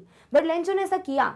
इससे क्या प्रूफ होता है कि लेंचो को बहुत बहुत बहुत ज़्यादा स्ट्रॉन्ग फेथ था, विश्वास था भगवान में। I wish I had the faith of the man who wrote this letter. Post master कहते हैं कि मैं इस चीज को की आशा करता हूँ, विश करता हूँ कि काश मुझ में भी ऐसा ही विश्वास होता, ऐसा ही फेथ होता, जैसा कि उस पर्सन में है जिसने इस लेटर को लिखा है, ठीक है। तो वो उस फेथ को, उस विश्वास को देखकर शॉक्ड थे। Starting up a correspondence with God, starting मतलब कुछ शुरुआत करना, करस्पॉन्डेंस का मतलब होता है किसी के साथ बातचीत करना, पत्र लिखते हुए, जिसे हम पत्र व्यवहार कहते हैं हिंदी में, ठीक है। तो करस्पॉन्डेंस का मतलब क्या हो गया, किसी से भी कॉन्वर्जेशन स्टार्ट करना, बातचीत का स्टार्ट करना किसी पत्र के द्वारा। और यहाँ पर ये जो पर्सन है वो सीधे भगवान के साथ ही पत्र व्यवहार या करस्पॉन्डेंस स्टार्ट कर रहे थे। तो ये चीज देखकर पोस्ट मास्टर बहुत ज्यादा सरप्राइज थे कि वाह, विश्वास हो तो ऐसा हो, ठीक है। अब यहाँ पर एमिएबल और करस्पॉन्डेंस का फटाफट से मीनिंग देखते हैं, फिर ट्रांसलेशन बताती हूँ मैं आपको। सो एमिएबल का ऑलरेडी मैं बता चुकी हूँ, मिलनसार, या आप स्नेही वर्ड भी यहाँ से पढ़ सकते हो। सो फ्रेंडली एंड प्लेजेंट, अगर कोई पर्सन बहुत फ्रेंडली होता है, बहुत इजी टू टॉक होता है, या आप आसानी से जाके उनसे बात कर सकते हो, खुश रहते हैं, बिल्कुल वो मस्त रहते हैं, तो ऐसे इंसान को एमिएबल कहा जाता है, ठीक है। कोई ना कोई दिमाग में जरूर आता है हर किसी के, जब ये वर्ड यूज किया जाता है कि हाँ ये पर्सन एमिएबल है, तो आप ऐसे उनसे लिंक करके याद रख सकते हो इस वर्ड को, ठीक है। दूसरा है correspondence, communication bye exchanging letters, पत्र को एक्सचेंज करते हुए, ठीक है, लेटर्स के थ्रू कम्युनिकेट करना, बातचीत करना, उसे कहते हैं करस्पॉन्डेंस, यानी पत्र व्यवहार। क्लियर, ओके, चलो अब ट्रांसलेशन पढ़ते हैं। पोस्ट मास्टर एक मोटा मिलनसार व्यक्ति था, तो बहुत ही क्यूट से मोटू से और मिलनसार से व्यक्ति थे। वह भी जोर जोर से हंसने लगा, पोस्ट मास्टर जो है वो भी बहुत जोर जोर से हंसने लगे, लेकिन लगभग तुरंत ही वह गंभीर हो गए, एकदम से वो सीरियस हो गए, गंभीर हो गए। क्यों? और अपनी मेज पर पत्र को थपथपाते हुए उन्होंने टिप्पणी की, और एकदम से जो लेटर था उनके हाथ में, पत्र था, उसको वो डेस्क के ऊपर थपथपाते हैं और एकदम से एक टिप्पणी यानी कि एक बात कहते हैं। और क्या कहते हैं? क्या विश्वास है, मतलब वो शॉक्ड है कि वाह क्या विश्वास है, काश मुझ में भी उस व्यक्ति जैसा विश्वास होता जिसने यह पत्र लिखा है।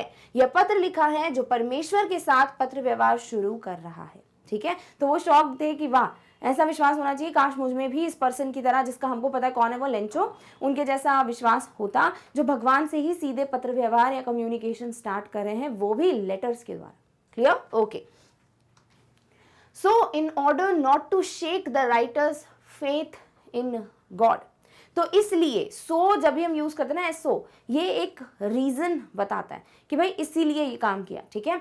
तो क्योंकि वो जो लेंचो का या जो राइटर है लेटर का, उसका जो विश्वास है, जो फेथ है, उसको शेक का मतलब हिलाना नहीं चाहते थे, यानी उसके जो फेथ है, विश्वास है, उसको तोड़ना नहीं चाहते थे कि भाई उसको उम्मीद है कि भगवान कुछ करेंगे, मदद करेंगे, तो ये भी ऐसे कोशिश कर रहे थे कि हाँ उसका विश्वास हमेशा बना रहे। So in order not to shake the writer's faith in God, the post master came up with an idea, post master के दिमाग में एक चीज आई, आंसर द लेटर, कि चलो भाई हम लेटर को आंसर करते हैं। अभी तक उन्होंने लेटर खोला नहीं है, अभी सिर्फ टू गॉड पढ़कर उन्होंने डिसीजन लिया है कि हमें लेटर का जवाब देना चाहिए। बट जैसे ही वो लेटर खोलते हैं, but when he opened it, it was evident that to answer it he needed something more than goodwill, ink and paper. क्या दिया हुआ है, जैसे ही उन्होंने लेटर खोला, जैसे ही उन्होंने लेटर खोला और लेटर पढ़ा, एनवलप खोला और लेटर पढ़ा, इट वॉज एविडेंट। एविडेंट का मतलब होता है कि बहुत ही ज़्यादा साफ साफ कोई चीज़ दिखती है ना कि हाँ ये तो ऐसा ही होगा, तो उसको हम एविडेंट कहते हैं। लेकिन किसी चीज़ का मतलब आपके सामने प्रूफ दिख रहा है कि हाँ ये ऐसा ही होगा। तो उनको ये 100% श्योरिटी हो गई थी कि इस लेटर का जवाब देने के लिए उनको एक अच्छी नीयत, पेन या इंक, स्याही और पेपर, कागज़ के अलावा भी कुछ चाहिए, क्योंकि उनको एक अच्छा मन, एक अच्छी जो नीयत है वो तो है ही, उनमें अच्छे इंसान है। दूसरी बात, एक पेपर चाहिए जिस पे लेटर लिखेंगे, और लिखने के लिए उनको स्याही चाहिए, इंक चाहिए। तो उनको लगा शायद 3 चीज़ों की ज़रूरत होगी, जिससे लेटर कंप्लीट हो जाएगा, हम वापस डाल देंगे मेल बॉक्स में, उसको जवाब मिल जाएगा लेंचो को। बट जैसे ही उन्होंने लेटर पढ़ा, क्या है उसमें लिखा हुआ, उनको 100 पेसोस भेजने पड़ेंगे, पैसे चाहिए लेंचो को, है ना, उसकी मदद के लिए। तो उनको समझ आ गया कि भाई इससे ज़्यादा ही कुछ चाहिए, सिर्फ इंक, गुडविल और पेपर से काम नहीं चलेगा। But he stuck to his resolution. Stick कर जाना यानी किसी चीज़ से बिल्कुल क्या बोलते हैं, 100% श्योर होना, आप जुड़ गए हो कि नहीं अब करना है तो करना है, ठान लेना, ठीक है, स्टिक करना। अब इसको पास्ट में बोलोगे तो क्या करोगे, स्टक लिखोगे, जैसे राइट का रोट लिखा, ठीक है। तो he stuck to his resolution. Resolution सबने सुना होगा, न्यू ईयर रेजोल्यूशन हम सुनते हैं, है ना, कि जैसे ही साल का पहला दिन आता है सब लोग सोचते हैं हम ये करेंगे, हम वो करेंगे। आप एक संकल्प लेते हो कि हाँ मैं जंक खाना बंद कर दूंगा, मैं रोज सुबह जल्दी उठूंगा, मैं एक्सरसाइज करूंगा, जो हम कभी करते नहीं है फुलफिल, है ना। तो ये जो है पोस्ट मास्टर, उन्होंने एक बार ठान लिया तो ठान लिया, वो अपना जो संकल्प है उस पर बिल्कुल एक तरीके से दृढ़ रहे कि नहीं मुझे हेल्प करनी है तो करनी है। He asked for money from his employees. उन्होंने पैसे मांगे, किससे, जितने भी उनके कर्मचारी हैं उनसे, कि भाई थोड़ा थोड़ा सब लोग हेल्प करो।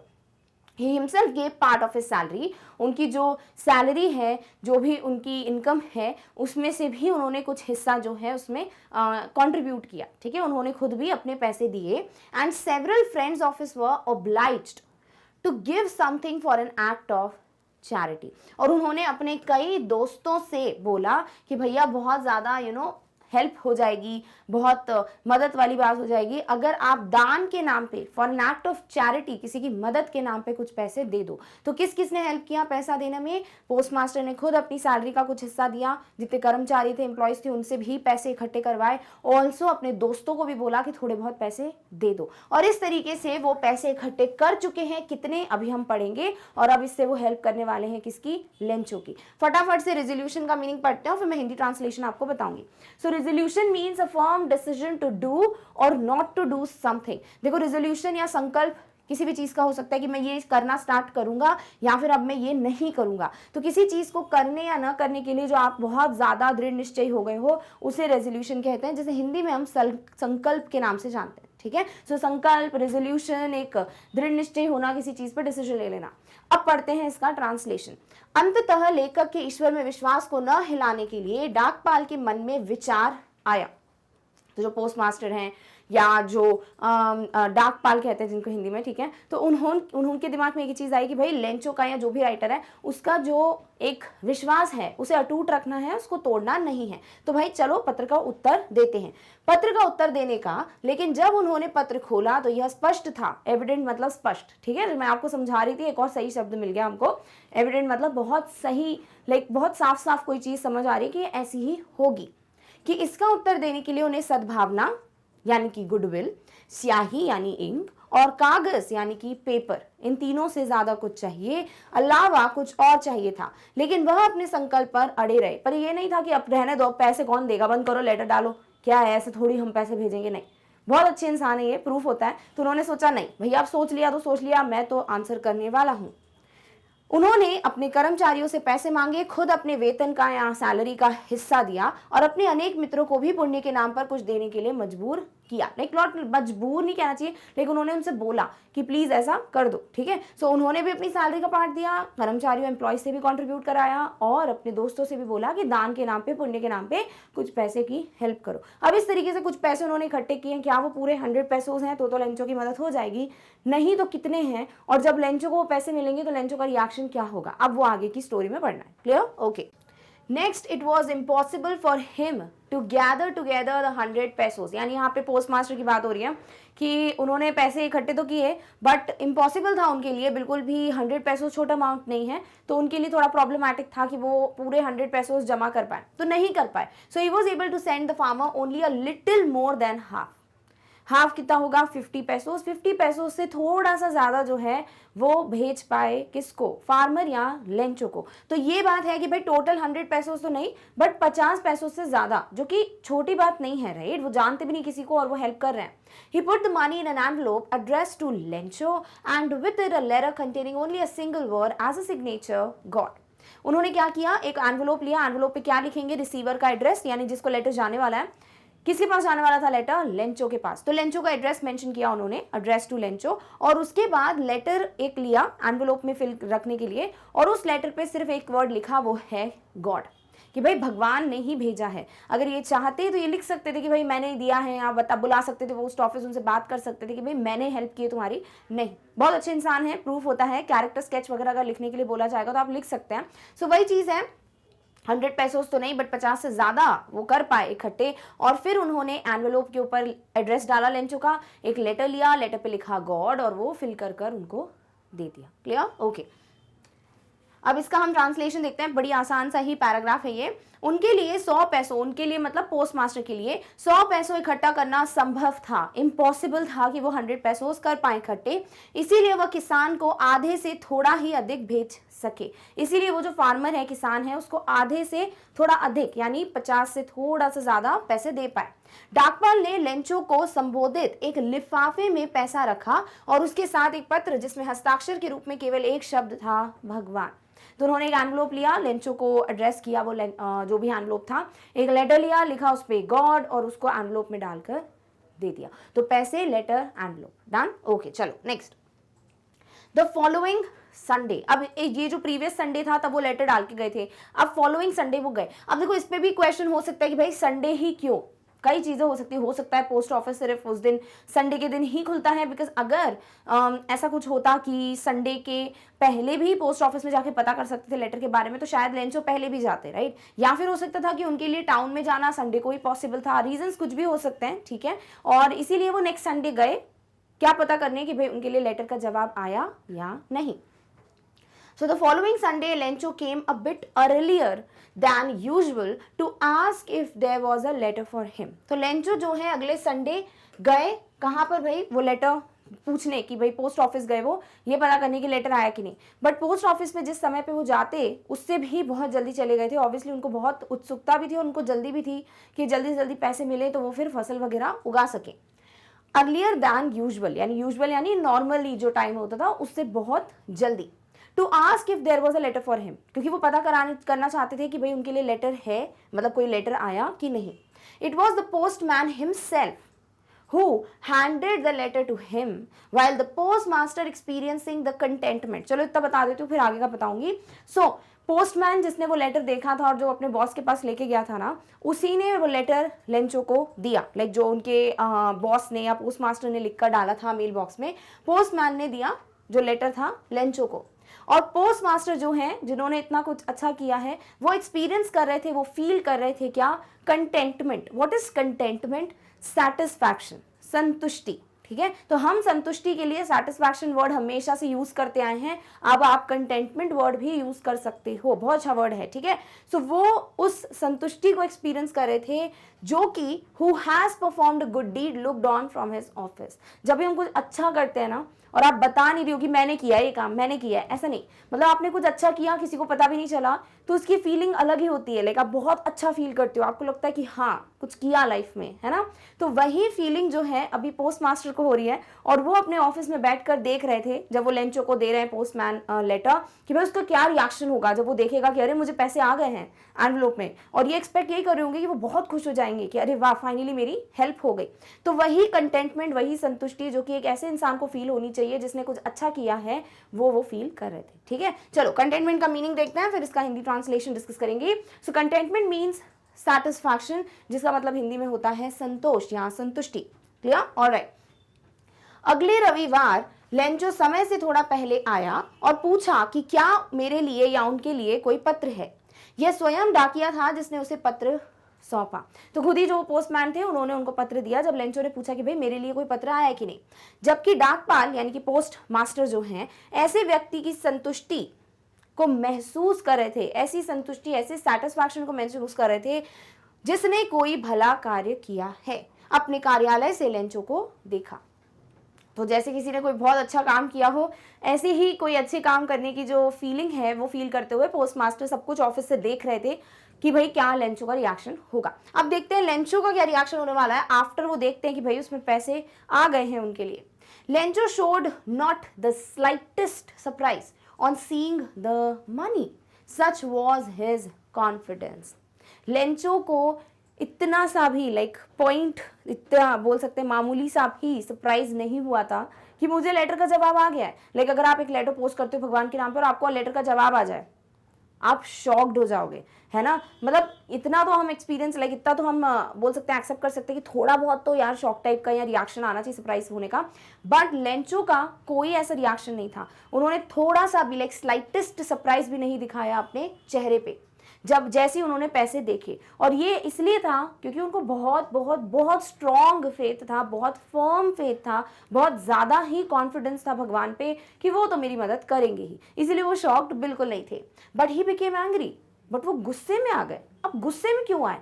When he counted the money, क्योंकि जैसे उन्होंने पैसे काउंट किए वो गुस्से में आ गए। मांगे 100 पैसोस थे पर थे कितने उसमें कम थे ना पैसे, 50 से ज़्यादा ही हैं। टोटल 70 पैसोस हैं जो उनको मिलते हैं, ठीक है। तो टोटल 70 पैसोस हैं, चाहिए 100 थे। वो 30 पैसोस का जो डिफरेंस है ना, उस वजह से गुस्से में आ गए लेंचो।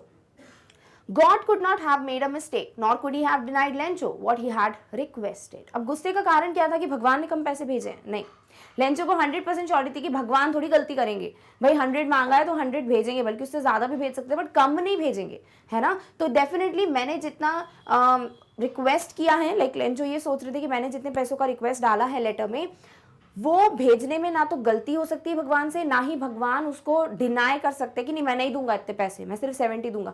भगवान बार्गेन नहीं करेंगे, है ना, मोल भाव नहीं करेंगे। तो वही चीज सोचते हुए बहुत ज्यादा गुस्सा आ जाता है किसको? लेंचो को। ठीक है, चलो ट्रांसलेशन पढ़ते हैं इसका। सो लेंचो ने पैसे देखकर जरा भी आश्चर्य नहीं दिखाया। थोड़ा सा आश्चर्य तो होना चाहिए था बट नहीं दिखाया उन्होंने, ऐसा उसका आत्मविश्वास था। किस पे? भगवान पे। लेकिन पैसे गिनने पर वह क्रोधित हो गया। बट जैसे ही उन्होंने पैसे काउंट किए उनको गुस्सा आ गया। भगवान कोई गलती नहीं कर सकते थे और गुस्से का कारण ये था कि भाई भगवान जो है वो कभी गलती कर ही नहीं सकते। ऐसा हो ही नहीं सकता कि वो पैसे कम दे, उनका मैथमेटिक्स वीक नहीं है ना, तो भगवान से तो गलती हो ही नहीं सकती। तो इसीलिए वो श्योर थे कि ये कैसे हो गया, पैसे कम क्यों हैं। ना ही वह लेंचो को मना कर सकते थे। ऑब्वियसली भगवान मना भी नहीं करेंगे कि बेटा नहीं, तुम्हें 100 पैसों नहीं दूंगा। भगवान तो बिल्कुल हेल्प करेंगे।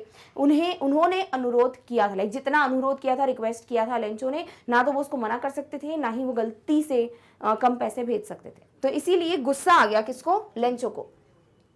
Immediately Lencho went up to the window to ask for paper and ink.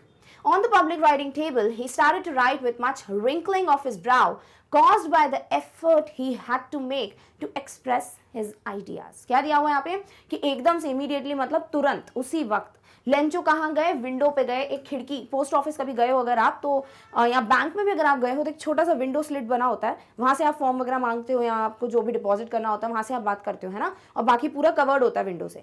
वैसे ही इस विंडो पे वो जाते हैं क्या मांगने के लिए? इंक और पेपर, क्योंकि उनको फिर से एक लेटर लिखना है। और जो पब्लिक राइटिंग टेबल है, जैसे बैंक्स वगैरह में भी अगर आप जाते हैं, एक टेबल बना हुआ रहता है जिसपे फॉर्म्स रहते हैं जो भी आपको करना है, और उस पर आप रखकर पेपर को, पेन वगैरह भी अटैच्ड होता है, आप लिख सकते हो। वो पब्लिक राइटिंग टेबल है ना, मतलब सभी लोगों के लिए है वो। तो ऐसे ही पब्लिक राइटिंग टेबल पे लेंचो ने लेटर लिखना स्टार्ट किया। He started to write, but अभी उनका एक्सप्रेशन कैसा है?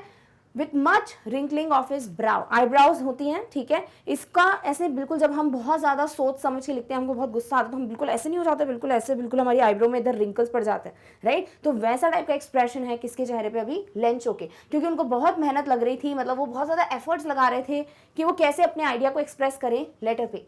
व्हेन ही फिनिश्ड, अब उन्होंने लेटर लिखना बंद कर दिया, बंद नहीं किया, कंप्लीट हो गया उनका letter. He went to the window to buy a stamp which he licked and then affixed to the envelope with a blow of his fist. और उन्होंने क्या किया, जैसे लेटर लिखना उन्होंने बंद किया, लाइक कंप्लीट हो गया उनका लेटर, फिर से वो विंडो पे गए, वहां से उन्होंने खरीदा क्या, एक स्टैम्प जो कि वो लगाने वाले हैं उस पे एनवलप पे। उस स्टैम्प को उन्होंने लिख किया, लिख करना मतलब चाटना, ठीक है, ऐसे ही करते हैं ना, कुछ चिपकाना होता है तो आपने देखा भी होगा कई कबार, तो उसी तरीके से उन्होंने स्टैम्प को लिख किया और उसको एनवलप पे लगाया। अब उसको जोर से लगाने के लिए हम अगर फेविक्विक या फेविकॉल का भी यूज करते हैं तो हम डेफिनेटली ऐसे फिस्ट यानी मुट्ठी से नहीं इसे बंद करते हैं ताकि वो अच्छे से चिपक जाए, वैसे ही उन्होंने किया, ब्लो ऑफ अ फिस्ट यानी अपनी मुट्ठी से जोर से उन्होंने एक फोर्स लगाया ताकि वो स्टैम्प अच्छे से चिपक जाए, यानी उन्होंने लेटर लिख लिया। अब फटाफट से रिंकलिंग और फिस्ट का मीनिंग देखते हैं। तो जो मीनिंग है रिंकलिंग का, it means to make folds appear on your face above your eyes to show that you are surprised और कंफ्यूज्ड, यानी हमारी आंखों के ऊपर जो है एकदम से यू रिंकलिंग, जिसे शिकन कहते हैं, ठीक है, आपने सुना होगा माथे पे शिकन है ऐसा टाइप्स, तो वो जब भी होता है जब अगर आप सरप्राइज्ड आप ऐसे हो वो ऐसा टाइप का, तो यहाँ पर ऐसी लाइन से जाएंगी, या फिर आप कंफ्यूज हो क्या करूँ तो फिर यहाँ लाइन से जाएंगी, ठीक है, तो उसे क्या कहते हैं, रिंकलिंग। और because Lencho was also in that state, वो भी इसी कंडीशन में थे कि भाई क्या हो गया, ये कैसे आधे पैसे कम है भाई, मतलब 30 पैसोस कम है, तो इसीलिए उनके चेहरे पे भी वो रिएक्शन दिख रहा है, ऑल्सो एक्सप्रेशन दिख रहा है। ऑल्सो फिस्ट क्या है, फिस्ट यानी मुट्ठी, यानी कि the hand, a hand with fingers and thumb tightly held in, तो बन गई मुट्ठी, है ना, तो इस मुट्ठी को क्या कहते हैं, फिस्ट, ठीक है। चलो ट्रांसलेशन पढ़ते हैं। तुरंत लेंचो कागज और स्याही मांगने के लिए खिड़की के पास गया। सार्वजनिक लेखन टेबल यानी कि जो पब्लिक राइटिंग डेस्क है या टेबल है, अपने विचारों को व्यक्त करने के लिए उसे जो प्रयत्न करना पड़ रहा था उसके कारण उसके माथे पर बल पड़ गए, यानी कि शिकन आ गई। जब पत्र समाप्त हो गया तो वह एक स्टैम्प खरीदने के लिए खिड़की के पास गया, जिसे उसने लिख किया और फिर अपनी मुट्ठी के प्रहार के लिफाफे पर चिपका दिया, ठीक है। तो उसने लिख किया स्टैम्प को, पहले लेटर कंप्लीट किया, फिर उसके बाद स्टैम्प खरीदा, स्टैम्प खरीदने के बाद उसको लिख किया, उसको चिपकाया, अपनी मुट्ठी से जोर जोर से मारा ताकि वो अच्छे से चिपक जाए, बिकॉज विदाउट स्टैम्प नहीं पोस्ट होते हैं लेटर्स। क्लियर? ऑलराइट, चलो नेक्स्ट बात करते हैं।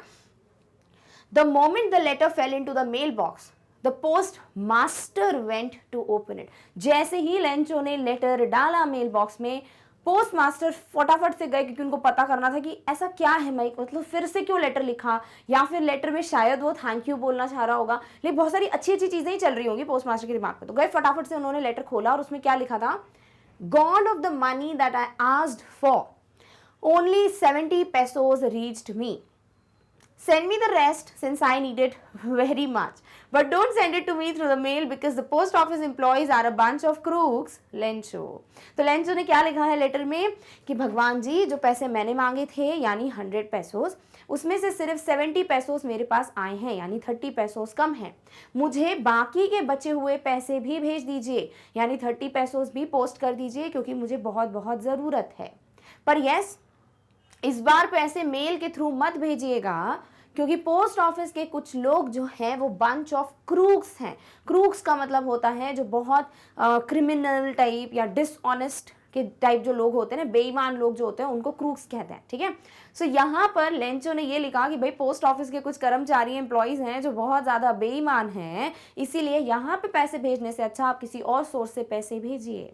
यानी ले देकर लेंचो को क्या लग रहा है कि भगवान ने तो 100 पैसोस भेजे हैं, बट उसमें से 30 पैसोस जो हैं वो पोस्ट ऑफिस के किसी एम्प्लॉय ने निकाल लिए हैं, उन लोगों ने चोरी की है उस पैसों की, और इनको ये पता ही नहीं है लेंचो को कि भाई 70 पैसोस भी इन लोगों ने ही भेजे हैं, किसको, लेंचो को। सो यहाँ पोस्ट मास्टर ने जब लेटर खोला होगा, वो एक्सपेक्ट कर रहे होंगे कि लेंचो बोलेंगे थैंक यू सो मच भगवान जी, आपने मेरी मदद की, 70 पैसोस बहुत बहुत मायने रखते हैं, ऐसा ऐसा करके। बट क्या देखने को मिल रहा है कि वो जिसने हेल्प की है, ऑल्दो लेंचो को पता नहीं है कि किसने मदद की है, बट फिर भी लेंचो ने जो है यही चीज़ सोची कि यहाँ के लोगों ने ही चोरी की होगी पैसों की। तो ले दे के जो चीज़ उन्होंने मदद करने की कोशिश की पोस्ट मास्टर ने, वो बिल्कुल उल्टा ही पड़ गया, बल्कि वही लोग शक के दायरे में आ गए कि इन्होंने ही पैसे चुराए होंगे। और इस तरीके से लेटर जो एंड होता है, और इसी तरीके से आपका चैप्टर भी एंड होता है, ठीक है। इसके पहले कि मैं आपको इसका मीनिंग बताऊँ और इसका ट्रांसलेशन बताऊँ, अभी हमको क्या चीज़ ध्यान में रखनी है कि यहाँ पे भी लेंचो का जो अटूट विश्वास है, जो कॉन्फिडेंस है भगवान पे, जो फेथ है, वो भी दिख रहा है कि अभी भी उसने ये नहीं बोला कि भगवान आपकी गलती है, आपसे तो गलती हो ही नहीं सकती, यहाँ के लोगों ने ही पैसे चुराए हैं। और 70 पैसों ध्यान में रखना है कि इतने मिले हैं लेंचो को, ठीक है। अब पढ़ लेते फटाफट से क्रूक्स का मीनिंग, और फिर मैं आपको बताती हूँ इसका हिंदी ट्रांसलेशन, ठीक है। सो क्रूक्स का मीनिंग है क्रिमिनल और डिसऑनेस्ट पर्सन, जिसे ठग कहते हैं हिंदी में, ठीक है। तो एक और वर्ड मिल गया, बिकॉज ठग वर्ड आई होप सभी ने सुना होगा, बहुत ही कॉमन सा वर्ड है, बट उसे इंग्लिश में क्रूक्स कहते हैं, ये प्लीज ध्यान में रखिए, ठीक है। ऑलराइट, चलो ट्रांसलेशन पढ़ते हैं। जैसे ही पत्र लेटर बॉक्स में डाला, पोस्ट मास्टर इसे खोलने के लिए गए। इसमें लिखा था भगवान, मैंने जितनी राशि के लिए कहा था यानी जितना अमाउंट बोला था 100 पैसोस, उसमें से केवल 70 पैसोस 70 पैसोस ही हैं और मेरे पास पहुंचे हैं। मुझे बाकी की राशि भी भेजो, यानी कि जो बाकी बचे हुए 30 पैसोस है प्लीज़ वो भी मुझे भेज दीजिए, क्योंकि मुझे इसकी बहुत अधिक ज़रूरत है। क्योंकि भाई मुझे ज़रूरत है, मुझे पैसों की ज़रूरत है, मुझे पूरे 100 पैसोस की ज़रूरत है। तो 70 तो भेज दिए, पर मुझे 30 और भेज दो। परंतु यह मुझे डाक द्वारा मत भेजना, क्योंकि डाकघर के कर्मचारी तो ठगी का टोला है। फिर उन्होंने साइन किया लेंचो। तो उन्होंने यही बोला कि भाई यहाँ के लोग ही हैं जो चोर हैं सॉर्ट ऑफ, और उन्होंने मेरे पैसे चुराए होंगे, यही बोलना चाह रहे वो। तो प्लीज़ इस बार मेल बॉक्स के थ्रू मत भेजिएगा पैसे, बल्कि कोई और सोर्स से भेजिएगा। सो इस तरीके से जो आपका चैप्टर है वो खत्म होता है। डन। अब कुछ चीज़ें फटाफट से डिस्कस करते हैं, फिर इस वीडियो को एंड करके समरी वाले वीडियो पे आएंगे। So yes, letter to God जो टाइटल है, क्या वो बिल्कुल सही है? परफेक्ट है, बिकॉज पूरी कहानी उसी के दौर मतलब आसपास रिवॉल्व करती है, उसी के आसपास चल रही है कि कैसे भगवान को पत्र लिखा है लेंचो ने। लेंचो के बारे में अगर कुछ कहना हो तो क्या कह सकते हो? लेंचो बहुत भोले हैं, ठीक है। ऐसे मतलब वो अभी भी उनको विश्वास हो रहा है कि भगवान ने ही पैसे भेजे हैं, वो इतने ज़्यादा भोले हैं। दूसरी बात, विश्वास अगर हो तो लेंचो जैसा हो। जैसे वो एक डायलॉग नहीं है, मूछे अगर हो तो नथुलाल जैसी हूँ, वैसे ही अगर विश्वास हो तो लेंचो जैसा ही होना चाहिए कि भाई कुछ भी हो जाए, भले पैसे कम थे या जो कुछ भी था, उनका भगवान से विश्वास कम नहीं हुआ। तो यस, वो एक्सट्रीम फेथ देखने को मिलता है। एक्सट्रीम मतलब बहुत ज़्यादा, ठीक है। ऑल्सो लेंचो के बारे में कह सकते हैं कि एटलीस्ट उनको थोड़ा बहुत थैंकफुल होना चाहिए था, है ना, कि एटलीस्ट थोड़ा थैंक यू बोल देते, पर उन्होंने वो लेटर में नहीं बोला। वो सिर्फ वो 30 पैसे जो कम है उसकी बात कर रहे हैं। सो या दिस इज हाउ, ये नॉर्मल कुछ पॉइंट्स हैं। नेक्स्ट बात कर सकते हैं पोस्ट मास्टर के बारे में। पोस्ट मास्टर बहुत अच्छे इंसान हैं, बहुत ही फैट एमिएबल, तो सही ही वर्ड यूज़ किया उनके लिए, बट साथ ही साथ वो बहुत ज़्यादा बोल सकते हैं एक दानवीर टाइप के जो लोग होते हैं उनमें एक हैं, बहुत हेल्पिंग नेचर के हैं वो। सो या he is a great person. Also अभी भी पोस्ट मास्टर चाहते तो शायद वो लेटर में लिख देते कि भाई गॉड ना लिखकर वो अपना नाम लिख सकते थे कि मैंने पैसे दिए हैं, बट नहीं, उन्होंने गॉड ही लिखा। दिस प्रूव्स कि जो पोस्ट मास्टर हैं उनको अपनी तारीफ नहीं करानी थी, वो ऐसे पर्सन है कि इस हाथ से दान करो तो इस हाथ को भी पता ना चले, उस टाइप के पर्सन है वो, ठीक है। सो ये कुछ चीज़ें हैं। I hope you understand, I hope आपको सब क्लियर हो गया है कि एग्जैक्टली चैप्टर में क्या क्या कब कब हो रहा है एंड जितने भी इंपॉर्टेंट वर्ड्स हैं उनका मीनिंग क्या है। अब सब कुछ क्लियर है, मैंने इंग्लिश हिंदी दोनों में अच्छे से समझा दिया है। अब जब समरी पढ़ेंगे, फिर जब क्वेश्चन आंसर्स पे आएंगे ना, तो आपको क्लियर हो जाएगा कि हाँ, इस तरीके से पढ़ने से कोई भी क्वेश्चन का आंसर आराम से लिखा जा सकता है। डन, ओके, चलिए।